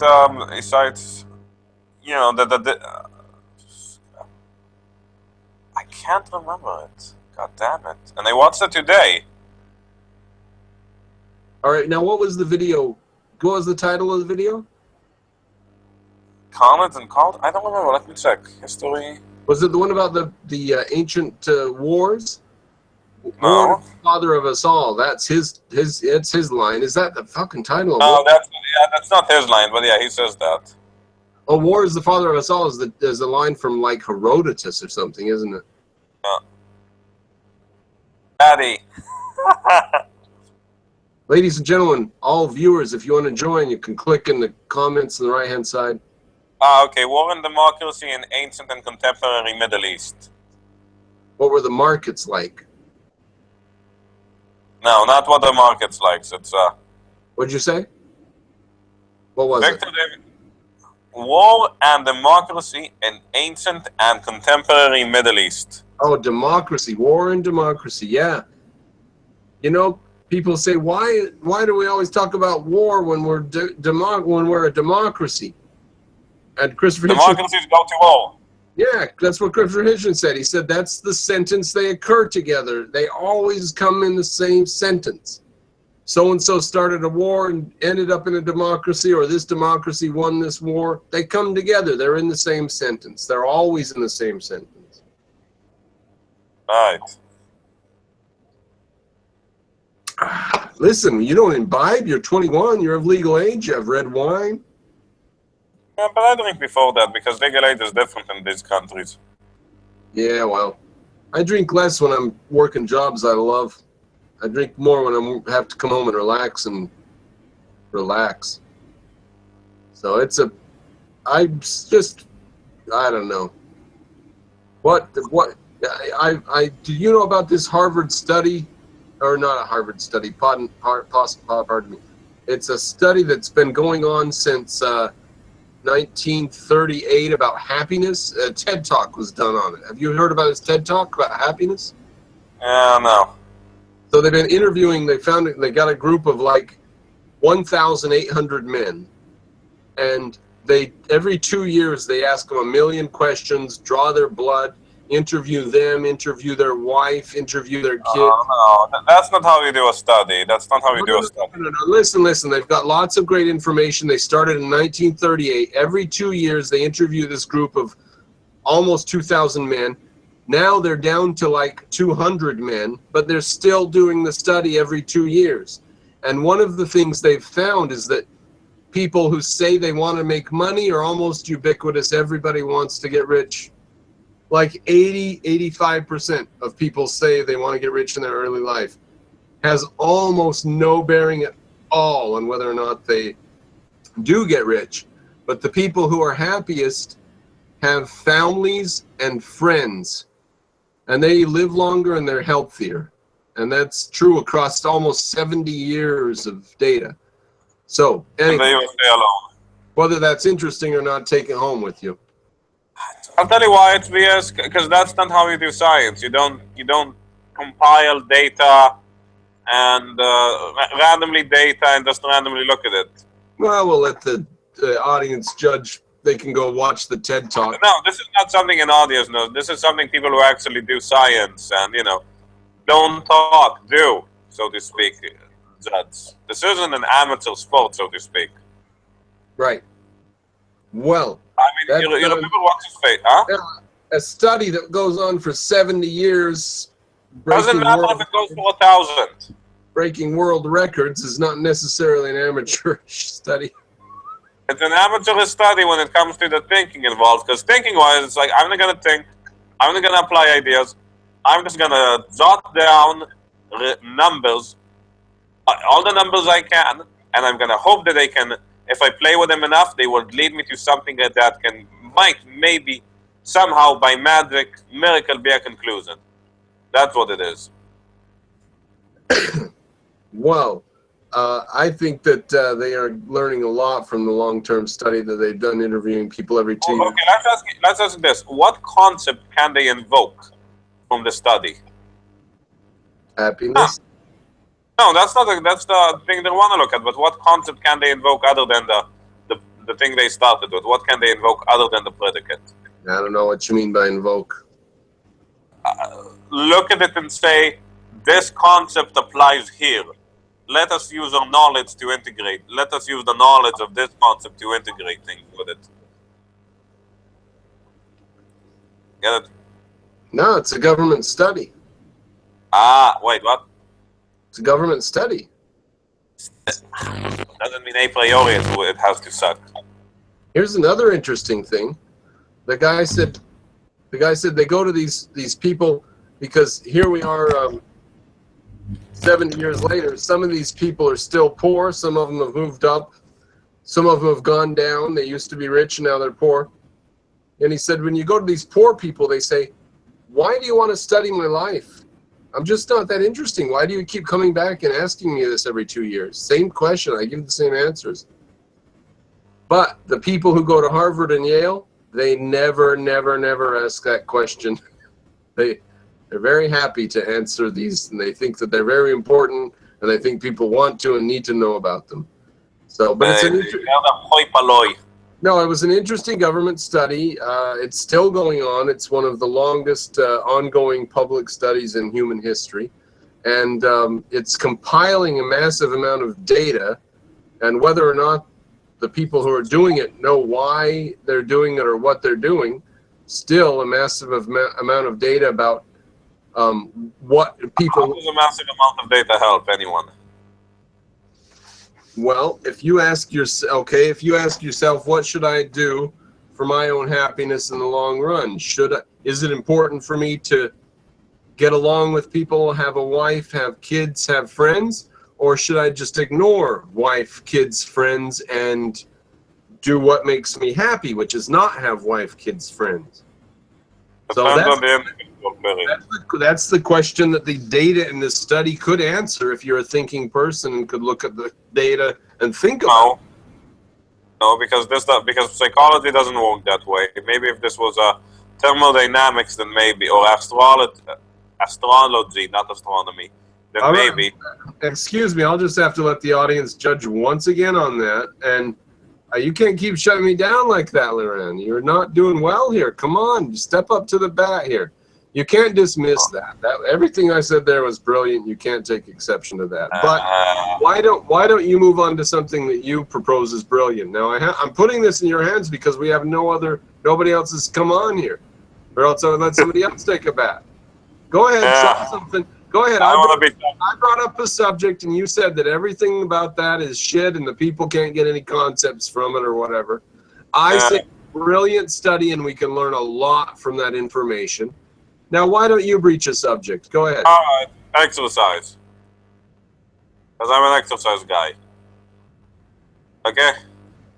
You realize that we're being watched by brilliant people, objectivists. I mean, we have 2 viewers right now, but this will have 100 views within the next week or 2. I don't know if brilliant. I've met a lot of objectivists, not all of them. You want to impress these people, impress them now. Very few of them care about how big their muscles are. Very few. They should. I mean, what are the reasons to care about your mind or to care about your taking capacity? Health is one thing, but no, look. Why care about your soul? I mean, every time I think of a justification for thinking about your soul, I can apply it just as well to the body. It stays on you everywhere. Also does your body. It affects fundamentally how you interact with the world. Same. It affects your life in the long run. Yes. You can't get rid of it. Yes. It affects the way you view yourself. Same.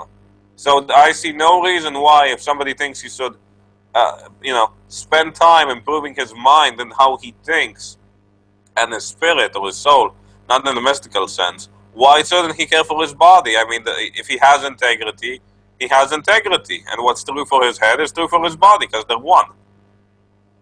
All right, so the Greek idea of the sound mind, sound body. Yeah.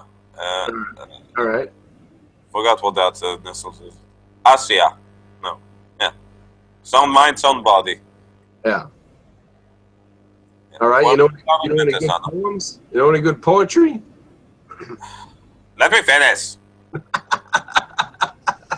Let me Oh my get God, he said, come on, say something. And they're like, yeah, okay. Anyways, you finish. I'll get a beer. I didn't fuck. Okay, he's getting a beer. Now, when you train, how do you know what is the cause of big muscles? What is the cause of muscle increase? That's a very good question. Now, a lot of people have various ways to try and answer these questions. Some people do studies, massive amounts of studies, and they crunch the numbers and they crunch them and get more numbers and more factors, and they discover another factor because they find some correlation with the data, and they discover another factor with some other correlation with the data, and they have these trends and these methods, and it's all crap. It's all complete crap. Because none of that can lead you to a conceptual understanding, which is the only mode of understanding humans have. None of it can lead to a conceptual understanding because they never invoke concepts. It's a non-conceptual way of thinking. If you remember Ayn Rand's essay on the missing link, that's the missing link. Something that is human but does not evoke concepts. They give you a study and they say, in the study we found that the time you eat after the physical activity is the... Why? Why would you even suspect this? Why wouldn't this be something else? I mean, it's a factor you don't know about, a clandestine or clandestine, as I prefer to say, factor, could be present. And you wouldn't know about it, so you still don't know about it, so you only have a guess. Guessing isn't science. I think I established that. Now, well, I can come and say, well, Mr. Lirag, or Mr. Leo, or whatever, what do you propose it is, and how do you expect to prove it? Well, that's quite simple. Exercise is an adaptation. Exercise is an adaptation to a certain stimulus. Now, you must ask yourself, well, stimulus, exercise, why is this guy talking about this? Isn't this going outside the argument? No. A thing has a similar nature to something else. A thing has a similar nature to something that is similar to it. And for a living organism, to adapt is the same across the board. They say a similarity. You see, 1 second, please. Exercise is an adaptation to stimulus. So Exactly. Depending on the type of exercise you do, the response of your body will be to that type of exercise. So if you train intensely and in short periods, you'll be able to do that. And if you train very low scale for a long time, you'll be able to do that, but not the other. What? No. Well, Okay. yes or no, it has caveats on it.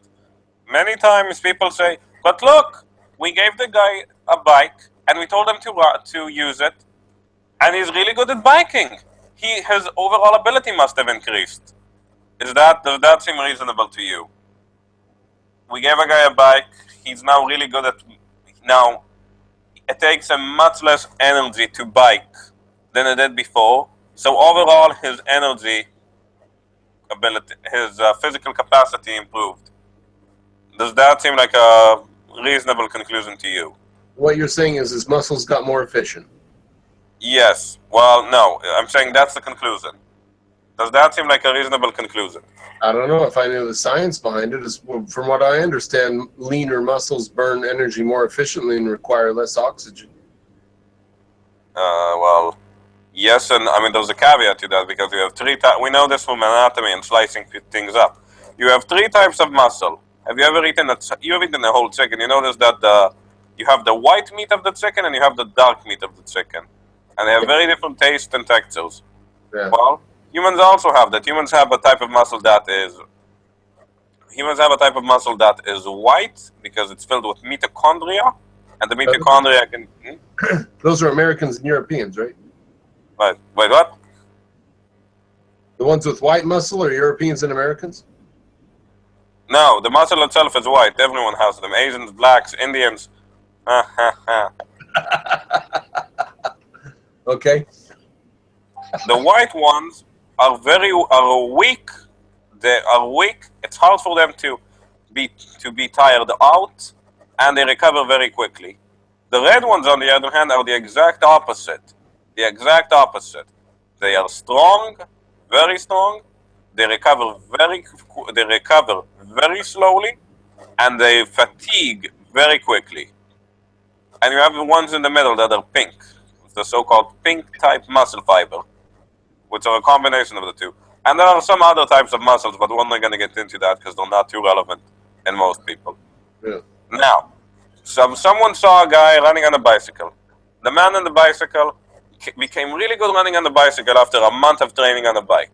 And they said his muscle must have improved or his aerobic capacity improved. Wrong. You know why? You know what actually happened? No? What, his muscles didn't improve? No. Okay. You know how we know this? Well, what? We gave the same type of person a test in running. No noted improvement. Nada. Okay. So, but he did improve in biking. Now, what is it? Have you ever juggled? Well, what's the takeaway from that? What's the point of that? What's the takeaway? What do we learn Well, there? there are a few takeaways. I'm going to give you three. I'm going to give you quickly three. First, I'm going to explain. I said that the thing that happened is he developed muscle efficiencies. He just became better and more efficient with his movement. He became coordinated. All right. The second one is that aerobic does not improve your aerobic system. Does not work. It improves that particular movement. And the third one is a conclusion needs to be carefully guided from the data and connected by concepts and not by, chance guesses in order to be valid. Data's overrated. That is overrated. That's really, really overrated. It is. It is overrated. Concretes are not overrated. Well, you know, Concretes are underrated. Data is overrated. they come out with a study. You know, they studied for the last 6 months. They've been studying things, and the conclusion is that there may have been some terrorists who may have gotten into Europe. So now, this week, they've announced that. You know, so they're going on data. I could have told them 10 years ago that terrorists were coming in, but they've announced it officially in the newspapers this week because they finally have the data. Johann Ratz has data. His data is that we're all made of numbers. You know, data is overrated. You got to have concepts, but... Without concepts, you're like a human, you're what they call a human animal. Oh, well, we've just, that's the concepts are important, but data is the base of concepts, isn't it? So, right, concepts and concepts. We wouldn't be Platonists here, would we? We wouldn't go with data versus concepts. They are an integrated fact. Oh, human does not have an eye. Human animal. We should do a hangout some night on the introduction to objectivist epistemology. That would be fun, right? I'll have to get another copy. I don't have a copy with me. Oh my! I should do hangouts on like Ayn Rand's essays, like discuss a particular essay each night. That's a good idea. Something like that. That's a good idea. Actually, I would love to join one of those things. I must have chosen. Hey, knock it off, you cats! I must have chosen the wrong night to do a hangout. Wednesday's obviously not very popular because what do we have? 6 or 8 people, or 5 or 2, 3, 8, 4 people before. But ladies and gentlemen, we do have some viewers. If you want to join, you can join by clicking in the comments on the right-hand side, or go to my Facebook page and you can join there. We might even give you money if you join. Yes, might is the operative word there for and sure. Some amount, like $0. 0.0007. We'll give you 1 yen. Yes. No, wait. Sorry, my mistake. We'll give you a centavo of a bolivar. What's going on with gold down there? What's your currency like in Argentina? It's slowly going down compared to the dollar, but everyone said it was gonna skyrocket up. It said, it's gonna be 19. Prepare for inflation. Doomsday, neoliberal president. But no, it's going down. It's all down from here. All down from here. By down, I mean it's becoming stronger. No, by down they mean that America's becoming stronger. No, the peso is becoming stronger in comparison to the dollar. I mean the opposite. Well, here it used to be 14 and a half, 15 for $1 was worth 15 pesos. It used to be, then it became 14 and a half, and now it's 14, but you can still get it for 14.2 at places, but it's going down, and it's going to be 13.8 by the end of the month. And here's what's happening is America keeps constantly adding new and greater and better products that the world wants. So our economy's in greater and greater and greater demand. Argentina did have a competitor to Facebook, didn't they? That didn't quite flesh out. You're thinking of Brazil. You're thinking of Brazil. I'm just talking out of my ass. Argentina didn't have shit. That's what they do. That's exactly what they have. Shit, manure. Yeah. The biggest manure manufacturer in the world. I know they have a lot of cows. They used to be the biggest beef exporter in the world in the 1920s or something like that, right? It was the 19 up until the 1920s or something like that. True. Yeah. So, no, they used to be a very, very wealthy country back before they weren't. Peron.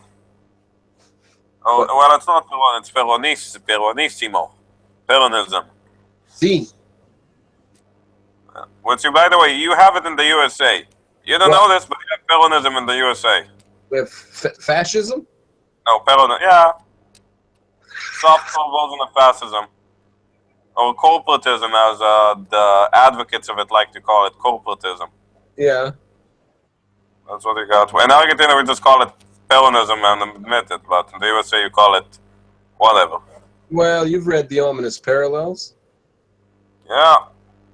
All right. Ladies and gentlemen, if you think we have fascism in the United States of America, read The Ominous Parallels by Leonard Peikoff. You will shit your pants. I'll ask Mr. Epstein. And you will, oh my God, Alex Epstein's going to kill these people. He's I hope. He's going to win so big. He said, oh, so ladies and gentlemen, if you haven't heard, Alex Epstein got a letter from the Attorney General of Massachusetts, who has subpoenaed his emails so that they can investigate whether or not something about climate denial fraud with ExxonMobil. All of his communications with ExxonMobil are subpoenaed, and he has to deliver them to the Attorney General of Massachusetts. He replied to her, quote, "Fuck off, fascist," end quote. With a comma. Brilliant, yeah. Fuck off, comma, fascist. So it's actually grammatically correct even to boot. So,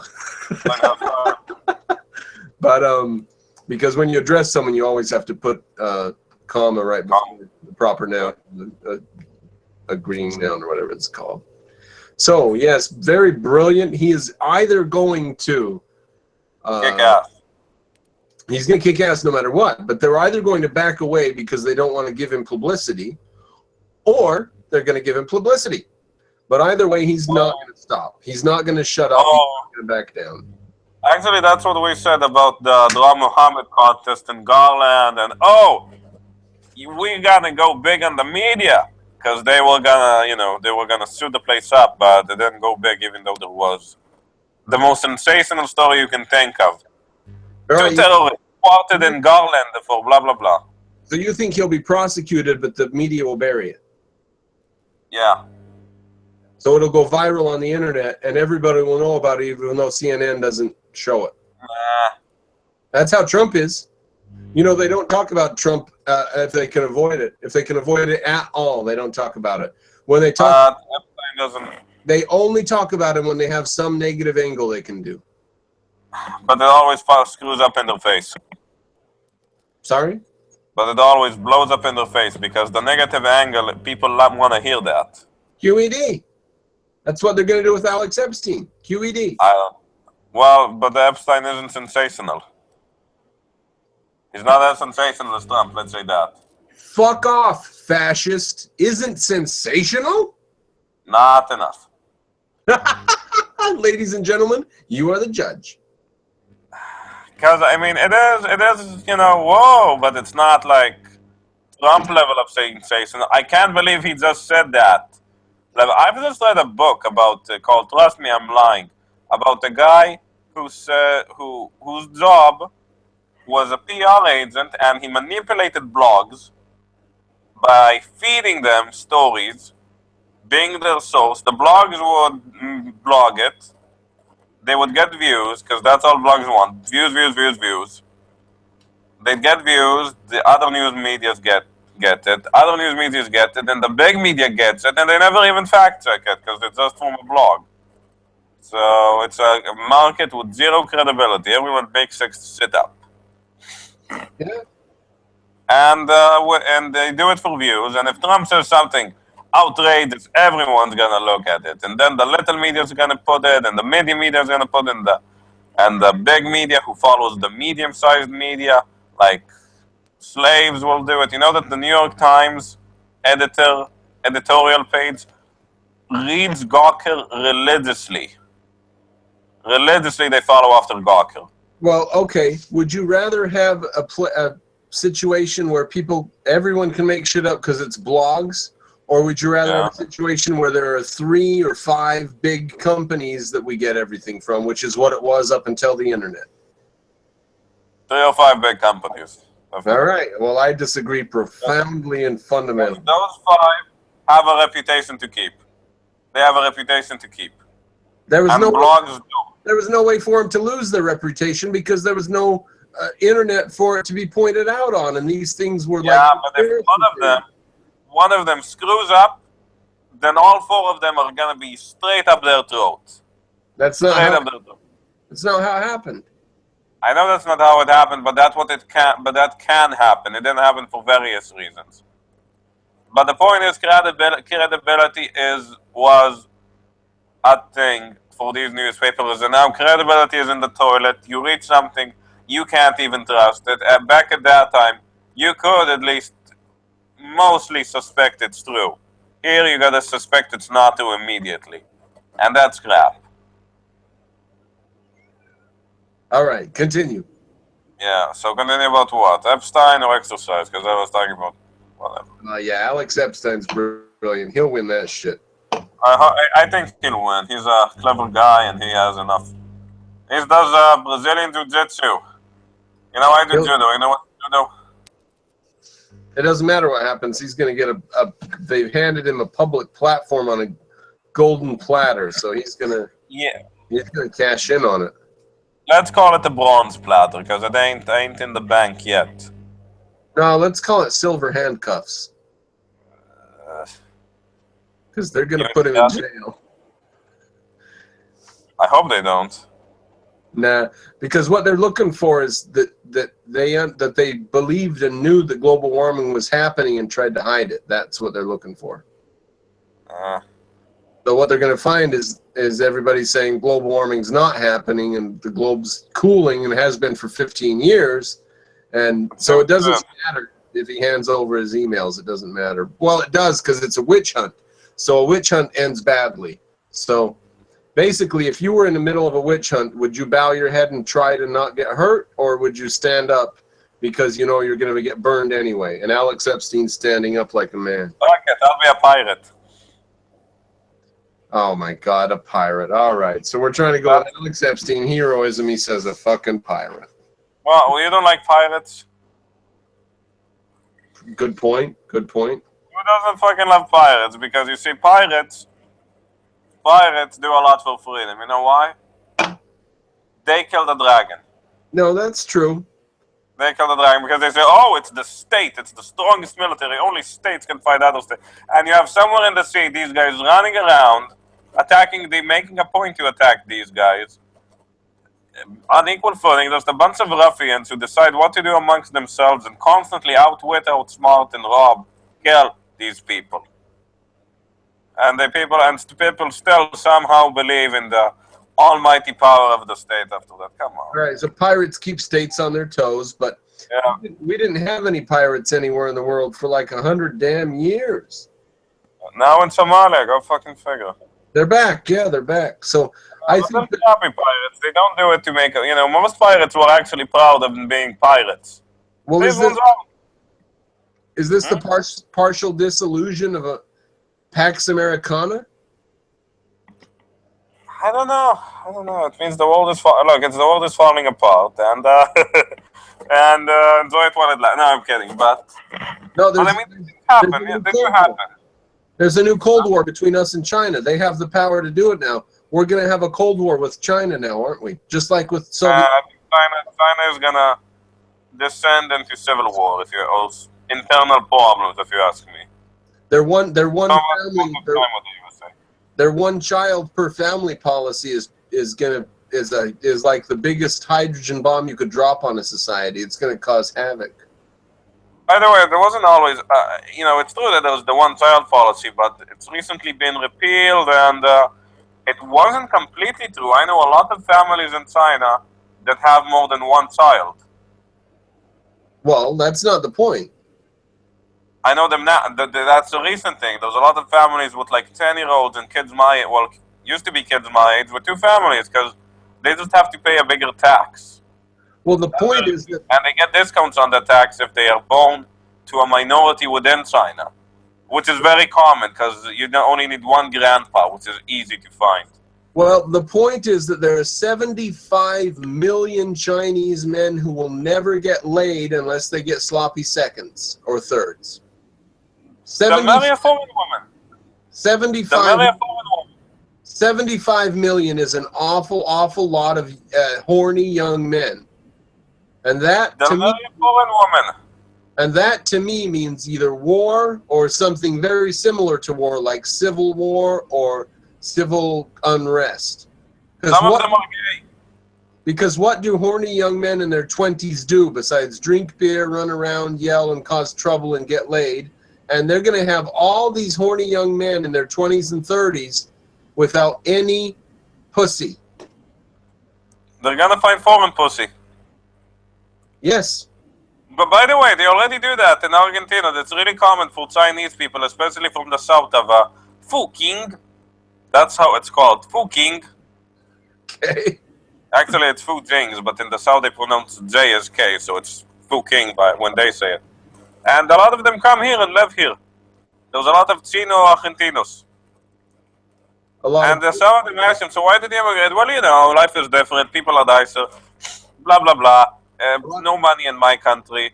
And they say, here there are more women and I like them more. A lot of Chinese women come there. Yeah, that too, but less. Oh, a lot of Chinese men come there. A lot. Yeah. All of them love the woman. Love them. Insane. Okay, QED, they're exporting men. That's what war is. No, the men are actually immigrating into the country. China is exporting men. They're not immigrating, they escape. China is exporting men. So, why not? The Middle East is exporting men. So, let's call it that. Europe is not. They used Does to be. this mean Israel is exporting men? Because I'm an Israeli expat in Argentina, so Israel is exporting men. Bad case. You're breaking the flow of the thought. Let's concentrate on the thought here. Europe used to export men, didn't it? Yeah, especially Italy. A lot of Italians in this country, yes. Bad case. You're ruining it again. Spain and Britain exported all the men. What's the little place? Holland, they did a bit. Italy's shit. Spain and Britain exported all the men from Europe. And if you wanted that's Italy. And if you wanted to get on a boat to get out of Europe, you went to Spain or Britain. Or Italy. And where did Spain and Britain send their people? While Italy was sitting there drinking fucking coffee. No, a lot of it, you don't know this, but there are a lot of Italians in South America. Spain sent their stuff to South America. Right, and the Italians also went there for some reason. No, they sent like 3 Italians and they fucked all the women, so now everybody has an Italian gene. There was only 3 Italians. Look, you know how common is an Italian family name in Argentina? Incredibly common. Every second person is Satanelli, Tapanelli, Cotocino, I don't know. All right, so the Italians came later, but Spain did it to begin with. Right. All right, so Spain conquered South America plus Mexico and Portugal. Britain did North America, or the north end of it, the cold bit. So they were exporting men. They're not now. They're not. So who owns? Well, whole families came. I mean, whole families came. All right. Can you see any implications in the fact that today China is exporting men and the Middle East is exporting men? Does that ring any bells for you or make any thoughts in your head? I don't think it doesn't mean colonialism though. So what did it mean you would have went back and seen Spain sending boatload after boatload of men over to the south? No, it wasn't that many people. Not true. It was very, very few people went to South America. Okay, so Spain sent boatload after boatload of people out of their country towards some other place west of them, wherever, and Britain sent boatload out of people out west, wherever, and you would have said at the time, yeah, don't worry about it. What? How would you have dismissed that at the time and ignored it? I wouldn't, because it was so few people. Nobody expected the colonies to become so big. That's why you would dismiss it, because it was so few people. Yeah. Well, now they're sending millions. Right. I mean, look. Are you going to dismiss that? You're going to dismiss that? Are you going to dismiss that? China is sending millions of people outwards, and the Middle East. And the Middle East. Are you going to argue that the Middle East is sending millions of people outwards? No, they are, but to Europe and some the USA. China is sending them to Africa. You know that by the way, it's not China is sending them. It's sometimes it is like a national plot by the hoi polloi. Sometimes it's just people telling themselves, I'm fucking sick of this. I'm going to do what I want and I'm going to get the fuck away from here and start my own life. Okay, what about people are independent? Okay, what about the fact that Islam Mexico is exporting men into. Okay, what about the fact that Islam is sending millions of people into Europe, whereas according to you, pardon me, according to you, Britain and Spain are only sending hundreds of people, so we can ignore that, and yet they took over the whole continent, and millions of people are going into Europe. Are you going to dismiss that and say it's not important? More important question. Who was that guy? I don't know, but he got very bored very quickly. That was kind of incredible. So does it change that Muslims are... Fuck. So Muslims are coming into Europe by the million. You say that people going to South America and North America on ships by 100 per person wasn't important. Of course, it was important. It created the new one. Yeah, it wasn't, but those places were empty. See, why are you arguing against that? It was important. It was important, but those places, you gotta remember, were empty. They were peopleless. So multiply everything by 1,000, and you've got 300 million being invaded by 3 million. That's like 100 to 1. So it'll be fine then. Europe's fine, right? No, look, don't look at these things. You're never going to make any sense of this by looking at the numbers and the patterns, whatever. Don't look at these. Go ahead, enlighten me. Huh? Go ahead, enlighten me. Like, I mean, you look at the stuff and you say, okay, here's something in common and here's something in common, but that's a weak... All right. Quit saying no, I'm wrong and enlighten me. What do you want me to say? Like... Did you know the Eskimos have 50 words for snow? Inuits, and it's compound word. And if by that reason, Germans have 1,000 words for snow. Eskimos, I said. Inuits. That's their name, Inuits. Eskimos, I said. What the fuck ever. I'm a Native American. No, that's stupid. That's a stupid name, because, like, what do you mean native? Like, I just call them Amerindians or Indians. Because they call themselves Indians. Huh? When I went to college... you had to check a box for your race, and I always checked Native American. Are you? Yeah. Really? Yeah. What tribe? Well, I figured if they ever asked me, I would say, I was born here, never been anywhere else. That's good enough. If anyone asks, I'm Guarani. All right. What is the Guarani? Sounds like a tribe from Israel. So why not? No, the Guarani are a people that now are in Paraguay. They were people in South America that integrated and became westernized very quickly. Very quickly. Very, very much adapted to trade and democracy and all the, well, not Where? democracy, government. From where? Paraguay. Paraguay. Yeah, but there was nobody in Paraguay. Where'd they come from? Paraguay. You mean you're Paraguayan? So, why? No, I'm Israeli. What? I missed something. What's these people from Look. Paraguay? What'd they do? Nah. They integrated with the Spanish. They integrated with the Spanish society. Nah, the Spanish killed the men and raped the women.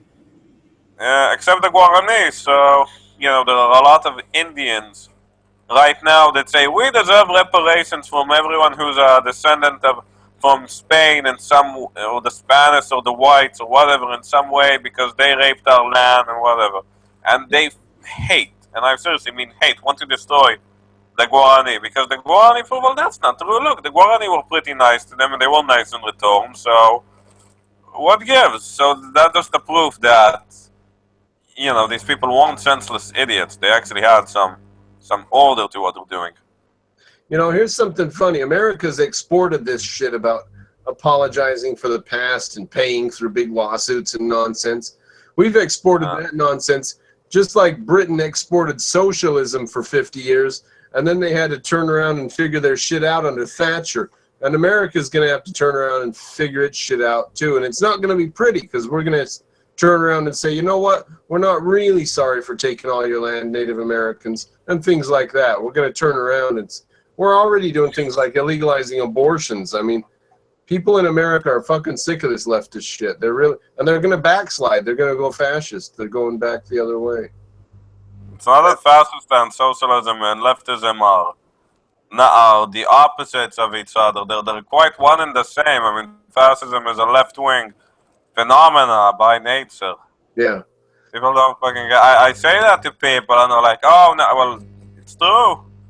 They don't disagree, it's true, they just don't like hearing it. I mean, even Perón was a very famous, who's Juan Perón? His wife was Evita. Yeah. Evita Perón. Oh, yeah. Yeah, seriously, this guy was like Lyndon, not Roosevelt. Who was the guy in World War II? FDR. FDR. This guy was like FDR, by way more successful. In some respects. Who? Because he could come again, but Perón? Perón. Perón. P-R-O-N. Yeah. Perón. How's that? What was he successful in? All I ever heard is he's a dictator. Well, in a sense, he was a dictator. I mean, he had two reigns. In the second reign, he was a dictator. In the first reign, he was a FDR-type populist. Right. Okay? And he was a dictator, but he rose to power by going to a group and saying, this group gets this, and this group gets this, and unions. Everyone with unions. Unions. So he created syndicates, which is an Argentine word for unions, but it's a bit more than that. And after having the unions, he used them to rise to power. And his wife was kind of pretty, so she was his populist whatever. And and they riled up with her and something else. And long story short, he voted the country into socialism. Yeah. And changed the constitution. Kind of like FDR's second Bill of Rights. FDR's second Bill of Rights. Yeah. Not familiar. FDR's second. Some second Bill of Rights by FDR, Franklin D. Roosevelt. Oh, read us something. What? Has it been buried in American history? I bet it's been buried. I bet we're not allowed to learn about it. Go ahead, read it. Any points from it? What is it? Is it a Bill of Rights, like 5 or 10 rights? I'm going to post a link in chat. If anyone in chat want to see it, he can. The Is it second like, Bill, yeah? it's like the right to a house? Well, Franklin D. Roosevelt, he said it in the State of the Union on January 11, 1944. Roosevelt suggested that the nation had come to recognize and should now implement a second Bill of Rights. His argument was that political rights granted by the U.S. Constitution, the Bill of Rights, proved inadequate to cure equality in the pursuit of happiness. His remedy was to declare an economic Bill of Rights which would guarantee 8 specific rights. The rights: 1. The right to be useful and the right to a useful and remunerative job in the industries or shops or farms or mines of the nation. The right to own enough to provide adequate food and clothing and recreation. The right of every farmer to raise and sell his product at a return which will give him and his family a decent living. The right of every businessman, large and small, to trade in an atmosphere of freedom from unfair competition and domination by monopolies at home or abroad. The right of every family to a decent home. The right of an adequate medical care and opportunity to achieve and enjoy good health. The right to adequate protection from economic fears of old age, sickness, accidents, and unemployment. The right to a good education. All right. So I was basically correct. We could just sum all that fucking shit up and just say a right to a home, right? So, why not? What wouldn't fit in there? If they just gave you a house to live in and paid for it and you could sit there and eat, what in that list? Why not be on life support? Why not everyone be on life support?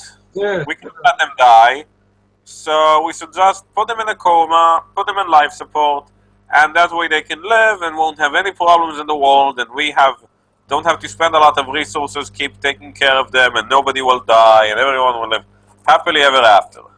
That's what welfare is. It's like life support. It takes life you in a coma. Yeah, it takes you. It's like being in a coma. It takes you out of the real world, out of being productive and living. Yeah. Yeah. Well, we agree on that.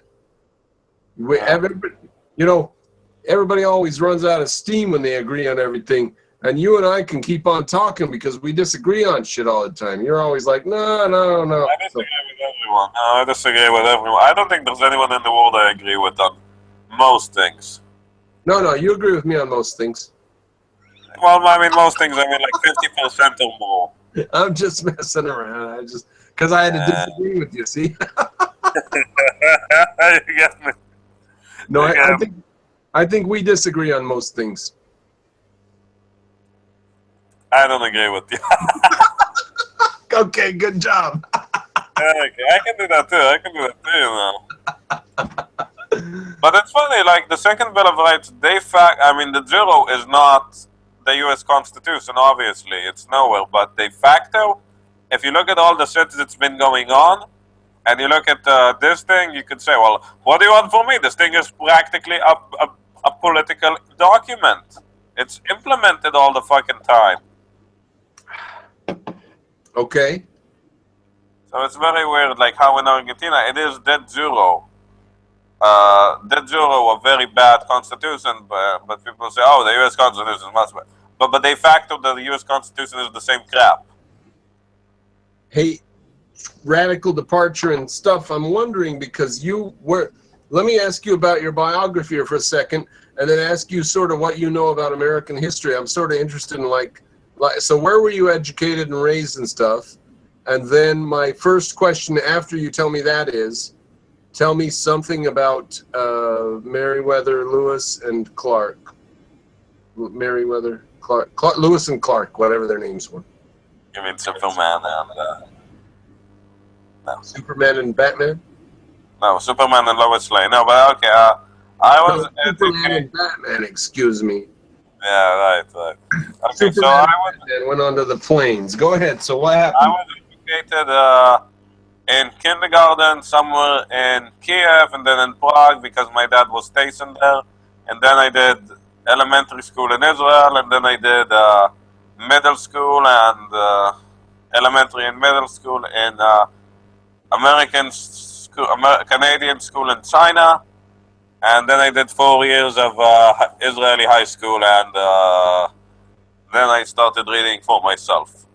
That's my formal education. All right, so educated across the damn world. You've had lots of... Back now, it's the same goddamn education everywhere, same BS. Yeah. That's what I'm thinking about America. Like, we keep exporting this bullshit, but we ourselves aren't subject to it because we have... Canadian.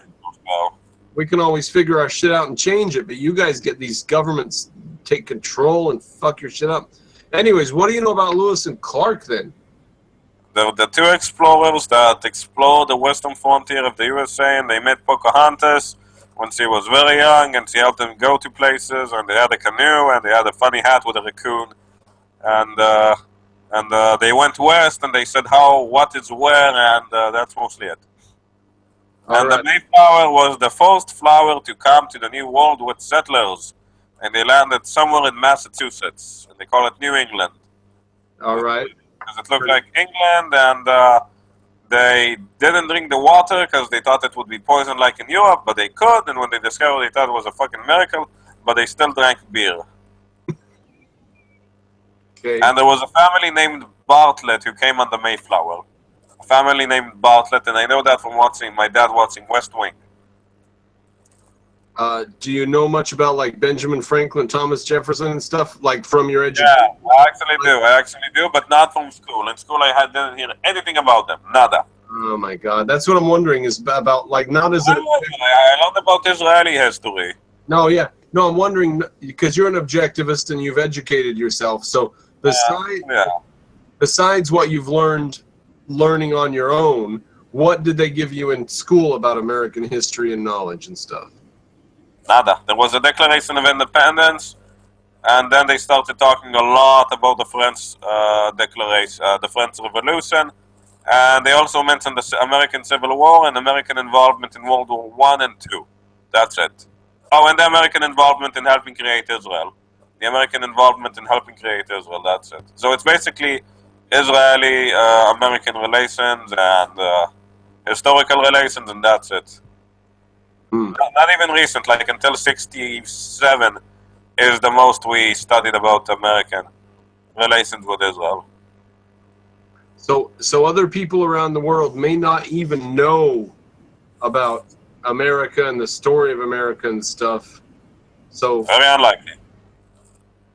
So when we think of them and we think, why don't they just do this and that? Possibly because they're sort of stuck in the Stone Age mentally. They just haven't got these killer apps uploaded.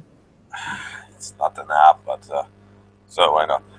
But it doesn't because of that. They just don't know about it. And if you tell them, they probably be too cynical and stupid to not stupid even. They will be probably too cynical to reply anything. They'd say, that's what that's just one example. It was a fluke. They were actually property owners, and they did it just because of self-interest and slaves and whatever.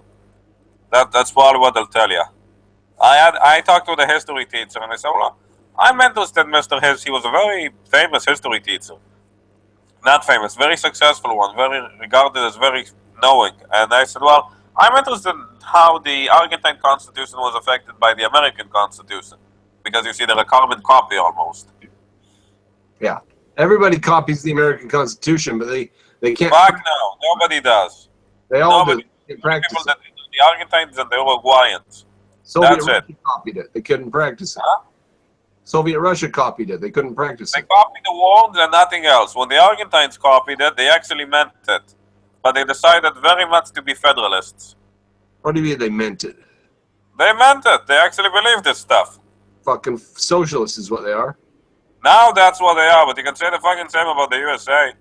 Been socialists for 100 years. You can say the same about the USA. I mean, when was the Sermon Antitrust law invoked? 1910? Tea Party. Huh? Tea Party. What Tea Party? The Tea Party, today. The Tea Party is a minor movement. I mean, it's not a minor movement. It's not a major movement. No, it's minor like Ayn Rand. That's really minor. I don't like the fact that it's not big, but it ain't big. I mean, you go to the House of Congress, you ask them, when is Ayn Rand influence a decision? All right, well, they did enough. They had enough of the House and Senate to tie everything up and stop budgets from being passed. They just stalled. That's it. They bought time, but no more. I mean, buying time is not... I mean, it's a reactionary move. And reactionary moves, if you ever did martial arts or fights or history, reactionary moves don't get you anymore. They just slow your opponent down. For the first time in 70 years, the federal budget of the United States did not grow for 1 year. And then that happened. 1 year, that's so much. And then that happened again, a second year. So for 2 years in a row, no growth in the U.S. budget because they couldn't pass a budget, so they sequestered. Now, do you know why that was such a tragedy? Do you know why everyone was so fucking mad? Why? Because it's written into our budget by law, a 6% increase for every single department every single year, and then other things are considered. But the 6% increase is just automatic. So those 6% increases, and multiply that across our enormous economy, we saved literally like the amount of the Argentine economy in those 2 years that did not get in increases. Now, my mom used to work in a government office, and they had a furniture allowance. So every 2 years, they would replace couches, desks, chairs, lamps, end tables, shelves, bookcases, and they took perfectly good furniture and just threw it away. Thousands and thousands and thousands of dollars. Right. That's what happens. That was just in a stupid little office in central Utah. So imagine what happens across this nation because of those budget increases. They have to spend the money, and if they don't spend the money, the next year they don't get that money. So they spend it every year. Right. So the Tea Party stopped that for 2 years, and For 2 saved. years, it's not that much. It saved approximately $700 billion, which is very similar to Argentina's economy for a whole year. Right. Everything you produce, all your electricity and the eyeglasses and the cars you drive, all of it was all saved. By the records. Saved and put back into the pockets of American people because the Tea Party binded up the works. So look, they just tied up these people, but tying up these people ain't enough. You gotta actually kick their ass. No, I'm not saying it was enough. I'm just saying they saved $700 billion. I mean, that's newsworthy. I mean, it's like, but it's not exactly the Spartans tying up the Persians in Thermopylae. I think they should get a Nobel Prize for saving $700 billion. I don't think so. I think that's a lot of money. Also, it's a $1.4 trillion by that estimate, no? Because it happened twice. Right. Well, $350 billion a year, by which the whole thing was 1 year of the. 700 billion in 2 years. Okay. But the ladies and gentlemen who are viewing can look those figures up for themselves. It's on public. All right, and tell us if we're wrong, because I'm bad with remembering them. I'm good with numbers. I'm bad with remembering them. Yeah, the magnitude's important, but That is. we're gonna But the weaponize. people is a minor, huh? We're gonna weaponize space. You okay with weaponizing space? Why? I mean, why would you want to weaponize space? If China could shoot down 25 satellites, they could really, really, really cripple American everything, like our communications and all kinds of stuff. They could make a real mess. Oh, right. Yeah, I forgot. Supersonics. You mentioned space and eons. Space. It's empty. It's literally empty. I mean, it's not empty, but it's pretty empty. Well, do you know there was a scandal a while ago? The Chinese announced one of their satellites had spun out of control and they had to shoot it down. Do you know about that? It's probably did spin out of control. Those people are really incompetent. Well, it didn't spin out of control. They were just testing their ability to hit a satellite with a missile. Aha. And they were announcing it publicly to the world. We can hit satellites with missiles. Good for them. Yeah. So CNN couldn't read through it, but the U.S. government did. They're weaponizing space. So we very shortly after that said, one of our satellites is in a bad situation and it may hit a town, so we're going to shoot it down. So we just told them we can do that too. But that happened recently. Look it up if you're interested. There's treaties against this. You know, we have agreements, so we can't do this. But we didn't weaponize space. We're only shooting down dangerous satellites that may have careened out of control and hit Oakland. So It's all okay. Yeah. It's being weaponized, hoi polloi. I think that's my favorite word, hoi polloi. Well, okay, what does that mean? The hoi polloi, okay. I'm sure it means the riffraff and lower class and the riffraff and lower class. What language? Hoi polloi, okay. The masses, the common people, yeah. Funnily enough, we mean it as the opposite. We mean it as the... Wow, it comes from Greek. Yes, of course. It's the people at the theater who yell a lot. Hoi polloi, ah, the many, the poly. Well, because it's noise from the people, right? Yes. No, it means the many. Poly, like polygon, many-sided, polytropic, poly, poly, yeah. Means Because the. what's hoi? Hoi. What's hoi? The. It's a hoi. Hoi is pablum or noise or chaos. No, hoi is the. That's not an English word, I'm afraid. D-H-T-H-E. The. D. Oh, the. What did I say? Oh, okay. What did I say? I said the. So it means the masses. Period. The many. You said da because you speak like the German. Thanks. I'm not German. Don't insult me. Hey, listen. I speak like a funny white guy from North America. I can make fun of anybody's accent I want. Yeah, good enough. You know, I can't remember. Like I like coworkers and friends and stuff. If they're white, I can't remember their names. I just call them all Michael. But like if they're Mexicans, Chinese, Puerto Ricans, I can remember them. I remember their names. I remember their faces. White guys, can't tell them apart. They all look the same. I can't tell them apart. No, that's what Chinese people say.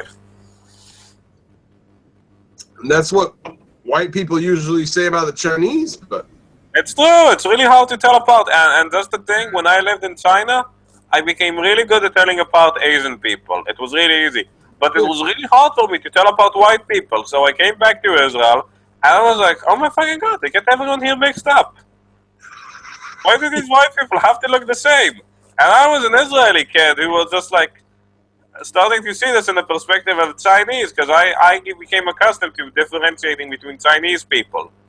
Because that's what I was doing all the time, and it was like half a year where I got constantly everybody's name mixed up. yeah, Chinese people have their all things that you get used to if you look at them enough. So, Yeah.